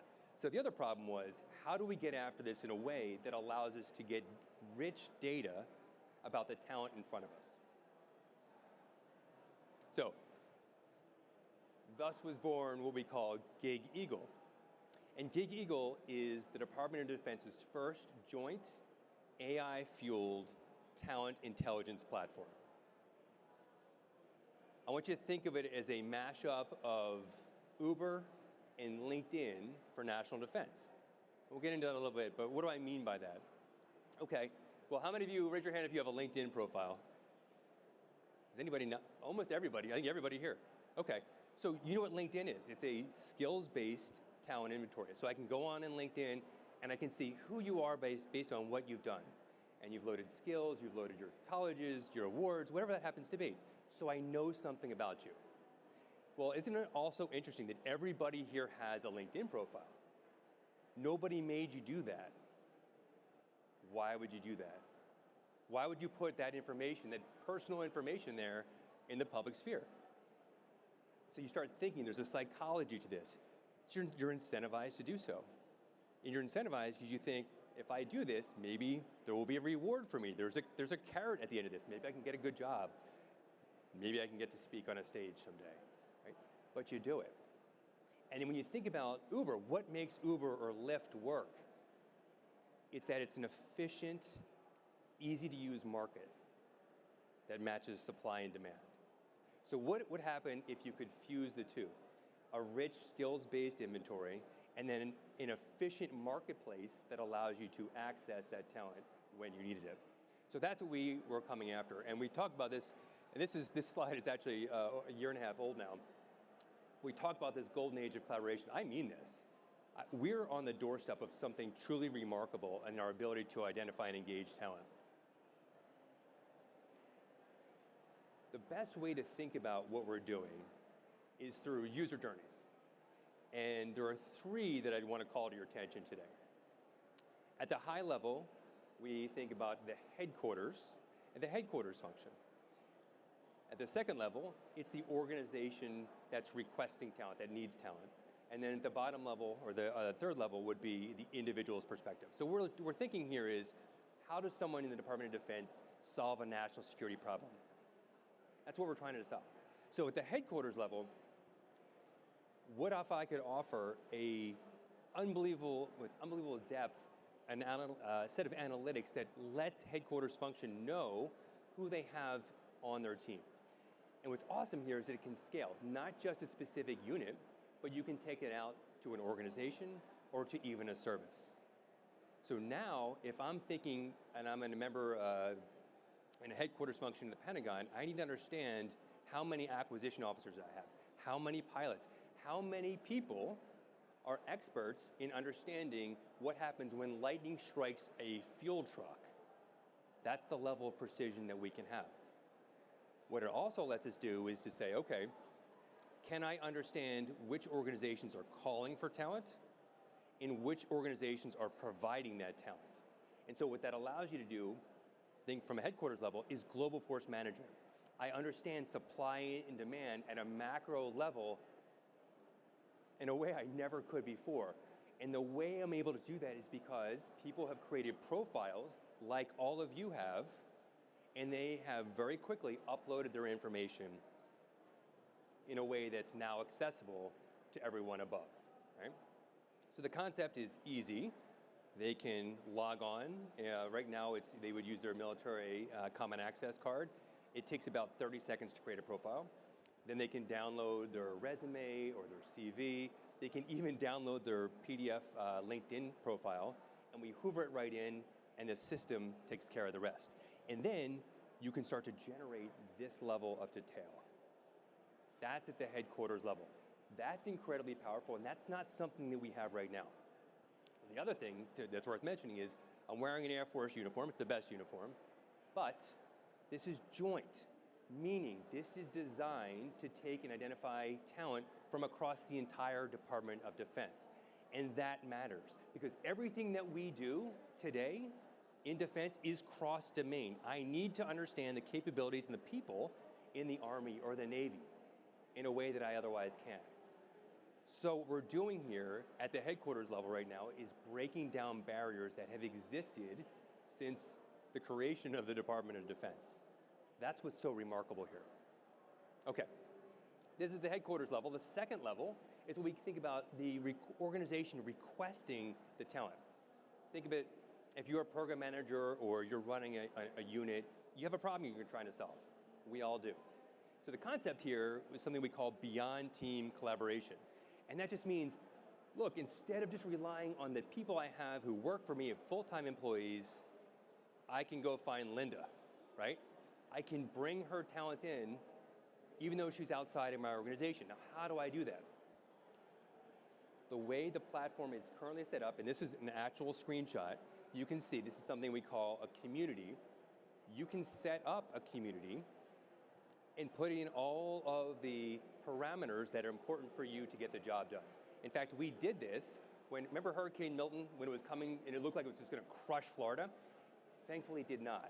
But what we were able to do in, I don't know, an hour, was to create a community based on all that talent in the platform and say, okay, who are members of the Department of Defense, in the Reserve or Guard, who live in the southeast part of the United States, who are engineers or truck drivers, or could otherwise help us reconstitute if we take damage to a base. That's incredible with that level of precision. And then because everyone has signed up for this, we were able to send out messages in both email and text to their phones, and we got almost a 20% response rate in a matter of hours of people who said, take me, I will come on and help you reconstitute a base. Again, when you think about what my perspective is deterrence, but if that fails, then what? So in a conflict, these are really important questions. How many of you have read Freedom's Forge, right? Several of you. If you haven't, I commend it to you. It's about how the United States prepared for activating its industrial base in World War II. What we're doing is activating the talent base of the country. This is another look. This is something that just happened recently. There were a spate of Air Force Academy instructors who decided to retire. They took the early retirement. How do we find new instructors? So almost immediately, we were able to create a community and search for instructors using the Gig Eagle platform. And we found tons of qualified people. You don't realize the amount of talent we have in our department is really unbelievable. And it pops up immediately. And then at the level of the person themselves, this is an example of what it would look like. This is a system that is designed to be commercial world-class. So it's easy to use, it's user-friendly, and allows here, it's Meredith is an officer on our team. This is what she sees. And she sees people in similar roles that she might want to connect with, and then she sees gigs because the AI is going to match her, understanding what she does, and match her with gigs that might come up. And that's just, gig is something for short-term work. Okay. What I want to hit next is probably the most exciting for me. So I'm going to stay on this slide for a little bit. This concept that we've unveiled recently is called TIME, Talent Integration for Mission Execution. And it consists of two really important parts. The first is whole of nation collaboration. So kind of let that sink in. That means all of you. When I say whole of nation, I mean whole of nation. That means if I have a problem that I need to solve, I can find you if you're the right person. Agentic teaming is a concept that I've introduced that changes the way we go about building those, or identifying and engaging the right people. When I started this, I wasn't thinking about agents, AI agents. I wasn't. The technology, as you know probably from the fact that you're here, has improved so much even in the last year that we have a new initiative. This agentic teaming, I'm going to walk you through this, works somewhat like this. Again, I have a problem that I need to solve. Has anyone here used Gemini, ChatGPT, Anthropic? Okay, so it's the same thing. I put in, this is the problem I am trying to solve. I can even use my 2-finger typers. This is it, natural language. By using multiple agents, what we will be able to do is to have one agent break down my request. Okay, Mike, you are looking to manage this acquisition program. What does that really mean? Maybe I need somebody with specific technical experience. I need an engineer. I need a logistician. I need a pilot to understand exactly what we're going to do with this. I need a program manager. That's the power. What we are doing is not a one-to-one job match. The department is leaving those days in the dust. What we're thinking about is how do I dynamically create a team using AI agents that finds the right people and engages them and pulls them in, pulls them together, and then once they accept, kind of like an Uber, so if I say, okay, who can help? And someone who wants to help, let's imagine this. Who wants to help me on here? Raise your hand. Who wants to help? All right, 1, 2, 3, 4. Okay, 4. You 4. Right, stand up so we can see you. All right, so what I'll say is, okay, you're my pilot. You're going to come up with, I'm going to go, I have to fly a mission, let's say to Australia. You're going to help me understand any of the aircraft dynamics or the like. Help me maybe plan that flight. But here's the thing. What's your name? Keller? Keller, all right. Here's what Keller's going to do. Instead of me saying to Keller, write me a paper, because Keller has another job, right? This is for short-term work. He's not going to do that. I say, Keller, do you have a phone? He has a phone. Okay. Keller, I want you to take a video of yourself talking and telling me how you would plan this mission. Keep it to under 2 minutes. He says, exactly. Boom. There's one. All right. So now we have a logistician over here. Maybe we have a program manager over here. What do you think? What's left? Maybe a linguist? What languages do you know? I need to speak any languages? Spanish. Okay. Muy bien. All right. So what each of you are now, you can all sit down. What each of you are going to work on, thank you, is something that is reflective of your skill. You're going to be able to focus on that. Maybe you decide to actually write, you're like, I'm an amazing writer. I'm going to write you a one-page executive summary. Please show you to get you started. Maybe it's a PowerPoint. Maybe it's a slide deck. I don't know and I don't care. You have that option. But what the AI does is matches you to that component that matches your skill set. And it tasks you. This is not hard. This is your due date. This is the deliverable I need. Make sure you hit these minimum points. You do that, and it brings it in. And what happens when it gets in? Another agent says, okay, now essentially I have all of my sources that my language model will look at it, so it's not going to go outside and spread this to the world. It aggregates them, it synthesizes them, and then it gives me a product. So what we are doing here is using AI agents not to give me specific substantive answers that kind of freaks people out sometimes. I'm using it to turbocharge my connection to real people. That's the twist. We've never done this before. This is new. This is different. Then, when you combine that with whole of nation collaboration, my head explodes. I now have the ability to reach out to other members of the federal government in different agencies, to academia, to risk capital, to members of industry. I can bring them in through something that's called, it's on law today, the standby reserve. You could join as a standby reservist. You don't have to wear a uniform. You do not have to take a drug test. You do not have to do a PT test. You're more than welcome to, but you don't have to. But you can contribute because as an Air Force officer, all I care about is getting my mission done. That's it. If you can help me get my mission done, damn it, I want you to do that. I want to break down the barriers that have precluded you from doing that in a way that is at the speed of mission. That's what's different. Keep saying this. This has never been done before. This is very bold. This is very big. But it can be done. The technology exists today to do this. All right. You can't sign up unless you have a CAC, but you can take a look at the website to get a sense of where we are. I love this. This is about you. All of this is about you. We succeed as a country, as a nation, if you're involved. Think about breaking down the barriers between people wearing the uniform and people who are not wearing the uniform. From a policy perspective, from an engagement perspective, from an accessing American talent perspective, this is what Gig Eagle and time is all about. So, thank you for your time today, and happy to talk afterwards.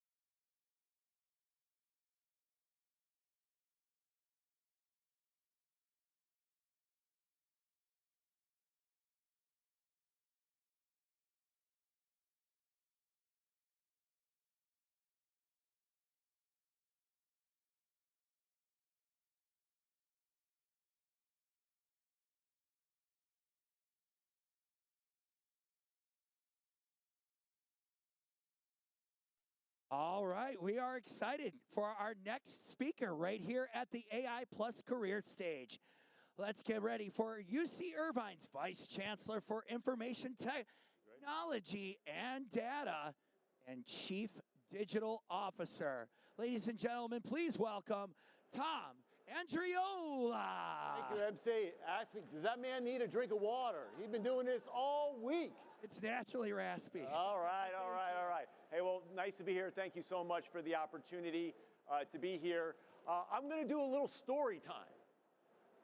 I'm going to tell a story about a long time ago when dinosaurs ruled the earth and we used to hop on our bikes to go to this place called the library. Anybody remember those days? I figured we'd have a mixed audience, right? But I want to tell a story about a young man who sat down for an interview, trying to get a job in consulting, and they said, well, have you worked with the internet? And I said, well, I kind of know a little bit about it. Is it required for the job? Now, today that seems like a crazy thing to say, but there was a time when people thought the internet was just a fad. And then this thing came out. This is, for those of you who may not have been born at this point, this is called Netscape, the first internet browser.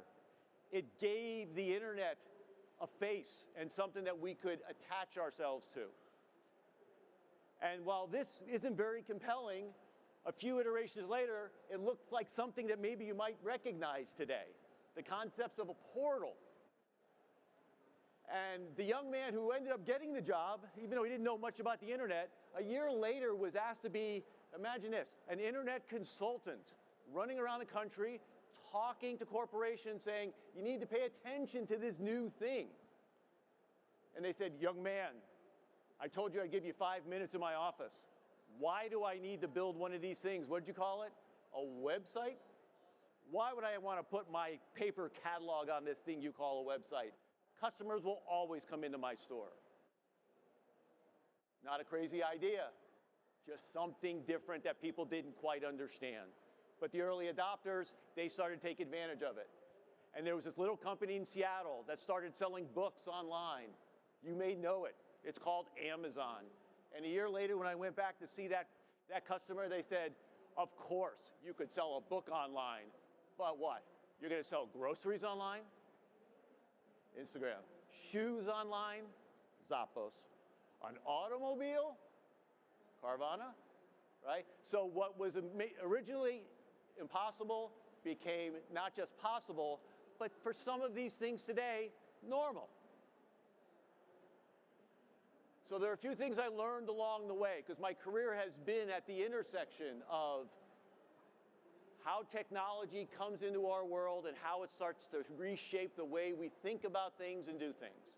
And so I learned some things along the way from my mentors, but also from my experiences that I'll share with all of you, especially for the younger people in the audience.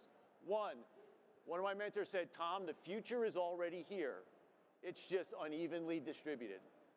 The people who are at this conference, they're on the earlier part, this left side of the picture. And my mentors taught me, opportunity in your career will always be on the left side of the curve.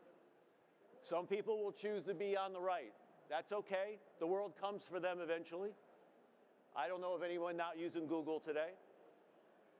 But opportunity, when you think about your career, is always on the left side of the equation. Third, a very, very close colleague shared with me, Tom, I've always found that opportunity is in the and. A and B, the intersection of two things that change the way we do things. And it turns out he was right.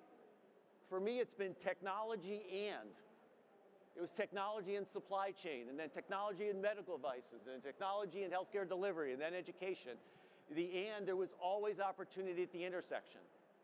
But the other thing he shared in the conversation is, Tom, don't fall in love with the technology. Fall in love with the problem you're trying to solve. And a few speakers ago, they talked exactly about that. AI is just part of the and equation, but it's about the problem you're trying to solve with it. And so these have been the things that I've found along the way as we've gone through all of these technology movements that came after the internet. Mobile computing, cloud computing, software as a service, machine learning, now generative AI. They all kind of had that adoption curve, and I've positioned myself and had great opportunities to work in different parts of this country, different places in the world, because I decided purposely to be on the front side of that equation. And I talk about that we're living in this increasingly digital world. That's what my podcast is called, Life in an Increasingly Digital World. Whether it's, you see the computer vision has brought vision to places that we can't go. The ability to analyze it in real time, and no matter where you look, technology is shaping our world. The data that comes off of that technology is what is shaping our ability to take advantage of AI today. And data is now the artifact of the human experience. For those of you listening in the audience, I can guarantee you, you will remember less than 10% of what I'm saying by next week. But for the people who are watching the video maybe later, we've now captured 100% of it. Very, very interesting example came up just last week. Someone came to me and they said, Tom, I heard you were on a panel and you said there are going to be two types of employees in every organization in the future, a silicon-based employee and a carbon-based employee. I said, I'm not sure I said that. It's like, no, I heard you said it. I'm like, well, were you there? He goes, no, I saw it on the internet. I said, well, you can't believe everything you see on the internet. No, I saw it in a video. Maybe it was a deep fake. You were wearing the same jacket. I said, okay, I guess I said it, right? So what you say is forever, right? We live in an increasingly digital world, which gives us tremendous possibilities, but also brings maybe sometimes great accountability. So I work at a university. I get to do everything from education to research to healthcare. I'm not a professor. I just play one on television. But this moment came out. November 2022. And it had this eerie feeling in my stomach that I had seen this movie before. Except a couple things had changed. The technology had changed. The simplicity of the interface was very, very eerily similar. I had a lot less hair than I had back when the other time came. But I knew a couple of things. I knew as soon as I saw this, and I started playing with it, that it was going to reshape everything we were going to do and how we think about things. And the smartest thing I could think to do is I grabbed 2 graduate students and I hired them and I said, you are now my mentors. Because I know that my problem is going to be the way my brain has been wired over the last 25 years. It's going to be the biggest barrier to taking advantage of what's coming next.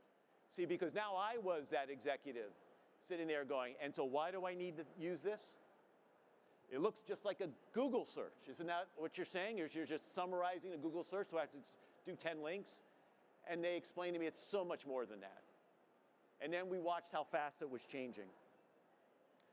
So what really came about was, for myself, I recognized, from my own past and my own experiences, I needed to start by rewiring my brain, going back to basic fundamentals to understand how this worked and how it was going to make everything different. And then I started working on the tools. Rewire the brain before you start rewiring the skill set. But then I had this really other interesting responsibility as an organizational leader, which is it wasn't okay for me to just think about how to rewire my brain. I work in an organization of 25,000 people and 37,000 students. And we touch 200,000 patients per year. How was I going to help them get there, rewiring their brain? Because we knew the natural innovators, they were already playing with it. The experimenters, they were out playing with these tools even earlier than I was. But we had to give them a structure for that experimentation. And so we built what we call the cube, which would say, like, look, this is a fundamental technology, general purpose technology. It's going to reshape everything that we do at a university. It's going to reshape what it means to be a university. And so we built lanes. I live in Southern California now. We have super wide highways. We have lots of lanes. We have lots of lanes at the university. It's going to change the way we teach. It's going to change the way our students learn. It's going to change the basic nature of research. It's going to change the way we run this small city that we call a campus. The way we touch patients, the way we run the hospitals and clinics, the way we work with industry. Everything's on the table. We convinced the top of the organization that was going to be. And then we also knew that there were going to be other things we were going to look at. People were going to ask questions. Should we build it ourselves? Should we buy it from the marketplace? Can we afford to do it? Can we trust the vendors? All right? And then the other thing that you learn when you talk about general purpose technologies is it usually starts with people hacking their own productivity, I call it, making myself a little bit smarter. I tell people that I've probably knocked 8 hours out of my week through the use of these tools already, freeing me up to do more creative and innovative work. And then we started looking about how do we get the team using it? How do we get the department using it? And it's when you get the chance to build the new thing, the blank piece of paper, that's when you design it in. Electricity didn't get designed into buildings until after it had been around for 2 decades. Why? Because that's when I built my next factory, and I built it into the walls. But we missed some things in round one of building the cube. We missed our students, 37,000 students, who this was going to be the key to them building their careers, much in the same way that the internet was key, foundational to help me build mine. And so we built a whole scaffolding for how do we prepare our students to go out and join the workforce being AI literate, fluid, competent, and with a value system wrapped around it for responsibility, equitability, and ethically use of the tools. And then we built this platform, our own internal AI platform, that leverages several different models that we call our AI platform, or ZotGPT is how we branded it. It's where AI innovation happens for the institution. And so people can leverage the large language models from the top vendors. They can build their own tools and creator. They plug in. And we just started designing different types of tools. Professors can build virtual TAs. Researchers can bring their data through an API and leverage the power of large language models on top of their own data. We plug into things from OpenAI, Google, and Microsoft, so we can take advantage of all the cloud environments as well as all the growing AI capabilities. We've given people choices. They don't have to be in the business of knowing what the best model is. The models are in there, and we know more and more. It's going to be about orchestration. But what we really wanted was to build an innovation tool, because the innovators who are going to transform how this university works are the people who are doing the work every day. And so we built programs to bring them to the platform, give them the scaffolding of how to upskill themselves, and then how to take it out into their area that they serve students, or their area where they do their research, and say, just tell us what you want to do. The platform is there, the scaffolding is there, the concierge service, if you need to come in and say, well, I would do it this way versus this way, this type of reasoning model might work better for you. We built it all up. And so now we have a library of growing applications that we plug in. We now make this available to starting with other universities that, let's say, don't have the ability to kind of build their own platform. We were able to carve off some resources and build this. And what it's become, we've built prompt libraries, so people have starting points. The whole idea to get mass adoption of these tools is not just to give them access to tools and some training, but take down the friction associated. A lot of people say, I think it's too hard, I can't do that. But when they see a colleague do it, and the colleague says, look, this is what I did, this is all it took. There was a little bit of tweaking, it took me about an hour, but now I've saved 5. Then all of a sudden it doesn't seem so hard. But can I take it off the shelf and get the 80% starting point? Then all of a sudden it just doesn't seem so daunting to me. So these are the things that we've built, because what we're really talking about is massive innovation and transforming our organization, in this case, a university and a health system. And just a really quick story, and you can actually go out, this is a student worker working with our museum, right? So this is not just about computer science students or students who are in writing and literature. But over at the museum, one of our students said, hey, they gave me this task. I've got to catalog 4,000, so 4,000? I think it was 4,000 photos, paintings. Manually used to take 2 people 6 months. That's what they gave the student to do for the entire year. This student was a little smarter than the average bear. They grabbed the tool. They basically used computer vision through the tool, and they cataloged it, and they did it in 2 days. AI actually put some labels on things that actually humans usually would miss. Yeah, it was about a 90+% accuracy, but the idea was they used their brain and they solved the problem in a completely different way in a fraction of the time. We love the story so much, we wrote a story about it. And if you go to my LinkedIn profile, you could listen to the Note LM podcast about the story, just showing that even the story can be AI'd into a more conducive way of consuming content. So I don't know about you, but I like the podcast rather than reading the story. So it just shows you that everything is on the table, and it's a mentality. And this is the way we think about it. We branded the program. The program is called Work Reimagined.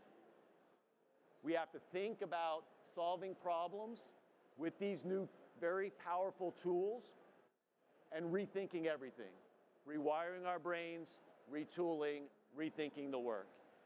What I find so interesting about it is everybody wants to talk about AI, but when we get into the room and start trying to solve the problem in a different way, it doesn't become about AI.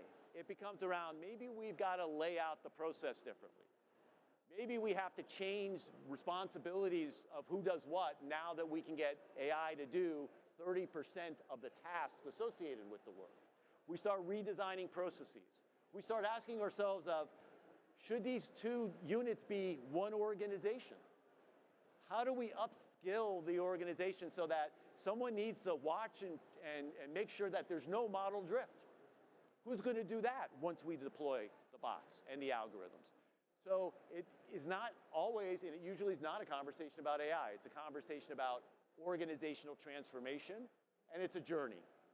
It's about getting 10% of the people to buy in, moving that to 20% through great storytelling, moving that to 40%. And once you reach critical mass, then you start talking about, it's just the way we do things around here. And if it can work at a university, it can work anywhere, because no place at a university can be as hard-headed as university professors. I can say that because I know a lot of them and I call them friends. So AI, some people want to change the world. If you're a younger person in this audience, you don't know the reference to this movie, 1999, Office Space, go watch it. If you're a young person, it was your father 30 years ago. But it's, some people want to change the world with AI. What I want to do is I want to walk in, my wife says to me, hey, how was work today? And I want to say that great line from that movie, my favorite line, which is, hey, I did absolutely nothing today, and it was everything that I thought it could be. So, hopefully a little bit of storytelling, we had a little bit of fun, you enjoyed the quips, and if you want to ask some questions, we got a couple of minutes, or just grab me afterwards. Thank you.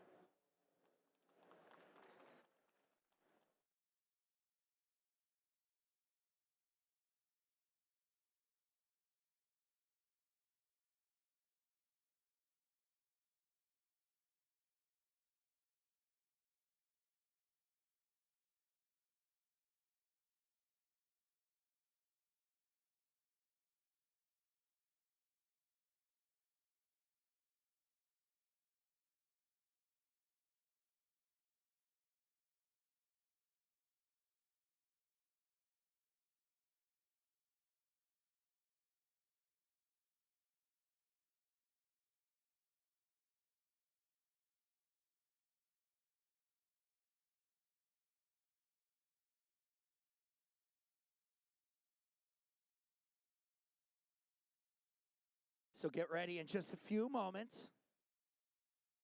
We're going to have the founder and director of Alliance for AI. It's going to be Mr. Alex Sato. So just a few moments, we're going to have him come on up. So make sure everybody come grab your seats. We're going to get this going. Once again, folks, you can find all our speeches in their entirety on the AI Plus Expo for our National Competitiveness website and social media, LinkedIn. This is as well as the Special Competitive Studies Project website and social media platforms. And now, our final speaker for day 2 on the AI Plus career stage. We are very excited to bring to the stage the founder and director of Alliance for AI. Please welcome Alex Soto. Hey. Yes, all right. That was very exciting, but this is actually, I'm going to say welcome to class, okay? It's classroom. But yeah, thank you very much for joining me on this talk today. I'm going to start off by doing a little introduction of myself and then telling you why we're here today talking about AI careers. So my end, Alexander Sado, like you said, born and raised in Nigeria, played a little bit of a role in the world of AI, at NVIDIA helped bring AI to the world through cloud, as our teams have been working really hard from 2016 to help push AI across the world on the cloud so people can rent GPUs and build their dreams, literally.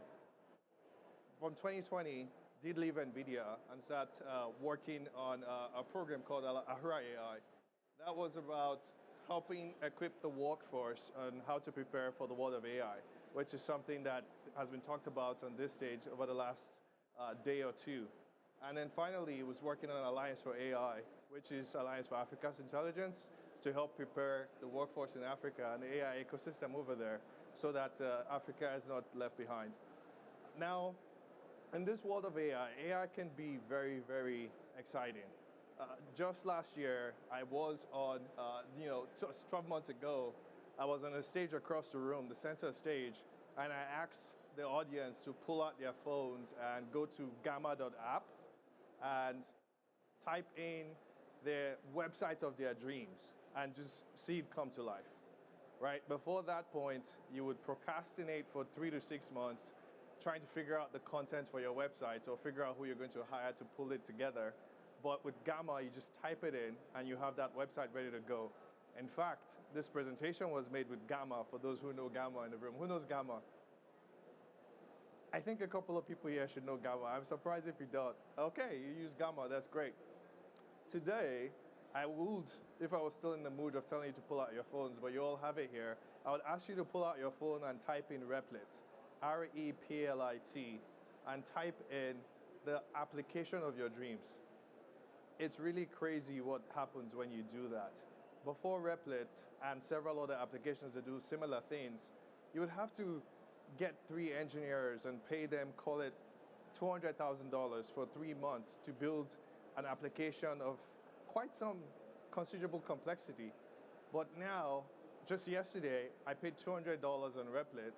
I typed in for it to work on a pretty notorious application I'm working on. It's for the Nigerian government. I'm trying to make it more transparent on how much they spend on different projects. I literally put it on Replit and connected it to a data source, and now I have a website that shows the 60,000 projects, enough for you to see which ones are successful versus not. But I'll stop talking about that so I don't get into trouble. But yes, that happened in 45 minutes, as against me waiting 6 months or spending $200,000 on that. These are the kind of things that are starting to happen with AI. And for tomorrow, who knows what's going to happen? Like, what capabilities are emerging? Things are changing really quickly, and they're exciting. But at the same time, AI can be a bit worrying. And I can imagine a few of you are worried in the room. What does it say on the slide? It says, there's a worrying new grad employment trend. Companies are replacing entry-level positions at an alarming rate, and this is threatening the entire talent pipeline. I was speaking with several career placement companies we work with, and they've shared anecdotes of observing that HR, the leads of people who lead in hiring for new grad programs, are slowly losing their own jobs. People who lead in hiring for outsourced workers from the global south, from Mexico, from parts of Africa, they're slowly getting fired or let go from their big tech companies in the US. Hiring patterns are changing. They're changing very, very quickly, driving unemployment rates for new graduates from 2% to higher than 5%. Now, there is a school of thought where you believe that this might not sustain, and who knows what's going to happen, right? I've heard people say things like, companies might be rushing to go to these AI tools too quickly before the tools are ready, and so because of that, they will fail, and then you go back to the humans, right? Just like, I forget the name of the company now, they fired all their workers so they could switch to AI agents for customer service, but now they're starting to hire some of the humans back. And I think similar things have happened in DC, where some people have been fired, brought back to the office. I don't know what companies happened, but yeah, we're seeing things like those happen. So that could be the case, but it could also be the case that this trend continues and unemployment rates rise to more than 20%. Now, these are huge numbers that the US, Americans are not used to. A you want to learn how to deal with that, find the Nigerians in the room. We know how to deal with high unemployment, and it's not an easy thing. But this is something that is potentially, that is happening before our eyes, and they're really, really important to take pretty seriously. On my side, in fact, another thing I started to look at is a question, and I want you all to think about. It's that if we are not hiring people in the entry level anymore because AI can do all those jobs, what happens in 5 years or in 10 years? Like what happens to those people who don't get hired now? Who then grows into the middle level or the senior level? It breaks my brain. I actually don't understand how to think about it, and maybe someone here can catch me afterwards and we'll talk about it. And so I decided to go on a personal mission in 2020 to try to figure this out. I left my senior position at NVIDIA and started to work in a number of organizations to try to work on this problem. And I will share with you 2 or 3 of the solutions that we came up with. The first one is Ahura AI, Ahura.ai application that we put together. I'll warn you, I'm not a designer, I'm an engineer, so it's not a very cool UI, but it does work, right? The big thing for us was, can you build an AI learning buddy that would be there with you when you're learning? It'll help you observe the things you don't like while you learn and help you improve your learning skills. Beyond that, it will help you also track your learning efforts so that you can understand where you're spending your time and where you might need to spend more time. And we thought that was all it was going to do, but later on, we found people who use it were able to share their learning journeys with their managers, with their executives, and it started to actually safeguard their jobs, because when it came to time for people to get let go, you would find that executives would look at the chart on Ahura AI to see who is actually spending time learning, and those people would be off the naughty list. So it was actually pretty interesting what was happening with that. So that's Ahura AI. The second one is, if I get this here, is a book. It's called AI Empowered. We decided to, after 2 years of engaging the people in the US, in Zimbabwe, at Davos, in Switzerland, we learned that really the world is just going to keep changing really quickly. And it was important to build what we're calling an AI explorer mindset. You need to be an AI explorer, someone who's always thinking about the future. And I think I have a slide here that teaches you how to do that. Well, I'll get to that slide, but the common barriers we've been seeing keep people from learning how to use AI tools. First one is perception of time. I was actually talking to a couple of people yesterday, and what I got was, I'm too busy. I have so much work to do. I can't do that right now. I'm just going to have someone else on my team learn how to do it. And I really urge you, I call on you, give it the time it needs, because it might get too late. Companies are letting go of people who believed they were completely safe. So please become an AI explorer. The second one is there's fears of how long it takes to learn how to use these tools. Before now, who do I pick on? I pick up Adobe Photoshop. I don't know which of you is an expert or Adobe or try to be, but it could take you 3 months or 6 months to go through a course that you paid for to try to learn how to use some Adobe tools. But AI tools are different. They're built different. They're conversational. Now you just speak to the chatbot, and it could do super complex tasks, just like going to Palantir across the room and asking it to help you organize the logistics needed for routing planes to different parts of the world. You just have to chat with the thing, and it'll help you set that up, right? You don't have to learn for 6 months. So it's really, really easy. Just pick up your phone and learn. And the last one is ethical concerns, where you find people, especially in the education industry, thinking about, being worried about not wanting to be seen as a cheater and someone who's cheating at their job. So that's something that folks are grappling with, and it's backed by research by McKinsey, Microsoft, and my grandmother. She researches this topic as well. So I think it's something we should believe. And so everyone can be an AI explorer. We've tried to teach this concept across the world, from Davos to San Jose State University in Puerto Rico. But my favorite, I think, is where is it? It's Zimbabwe. if you can read some of the comments on the wall, we were able to, weren't able to travel to Zimbabwe, but we were able to work with them on Zoom. We worked with this, they were farmers, female farmers, 80 female farmers. We worked with them to learn how to use Meta AI on their WhatsApps to ask questions. And it was crazy. Questions that they couldn't get access to or answers to for months, now they could just do it on their phone. So they said things like, hello, Ahura, wow, I'm finding AI so helpful and on point for my business. My customers ask so many questions about crop management. The tools are on point and they're great. The other one is talking about your kindness and resilience. I guess we did a good job. So it's like, even farmers were able to learn how to use these tools. So why can't you, right? Don't think about your lack of technical skills. You can do it. You can learn how to use them. And so the previous slide I skipped over is talking about our guide to be an AI explorer. The first thing is you should just be curious questioning. Put time on your calendar, 30 minutes in a week, to just look up tools that are new to your space or tools that are new to a space you're trying to get into. That's almost enough to get you prepared.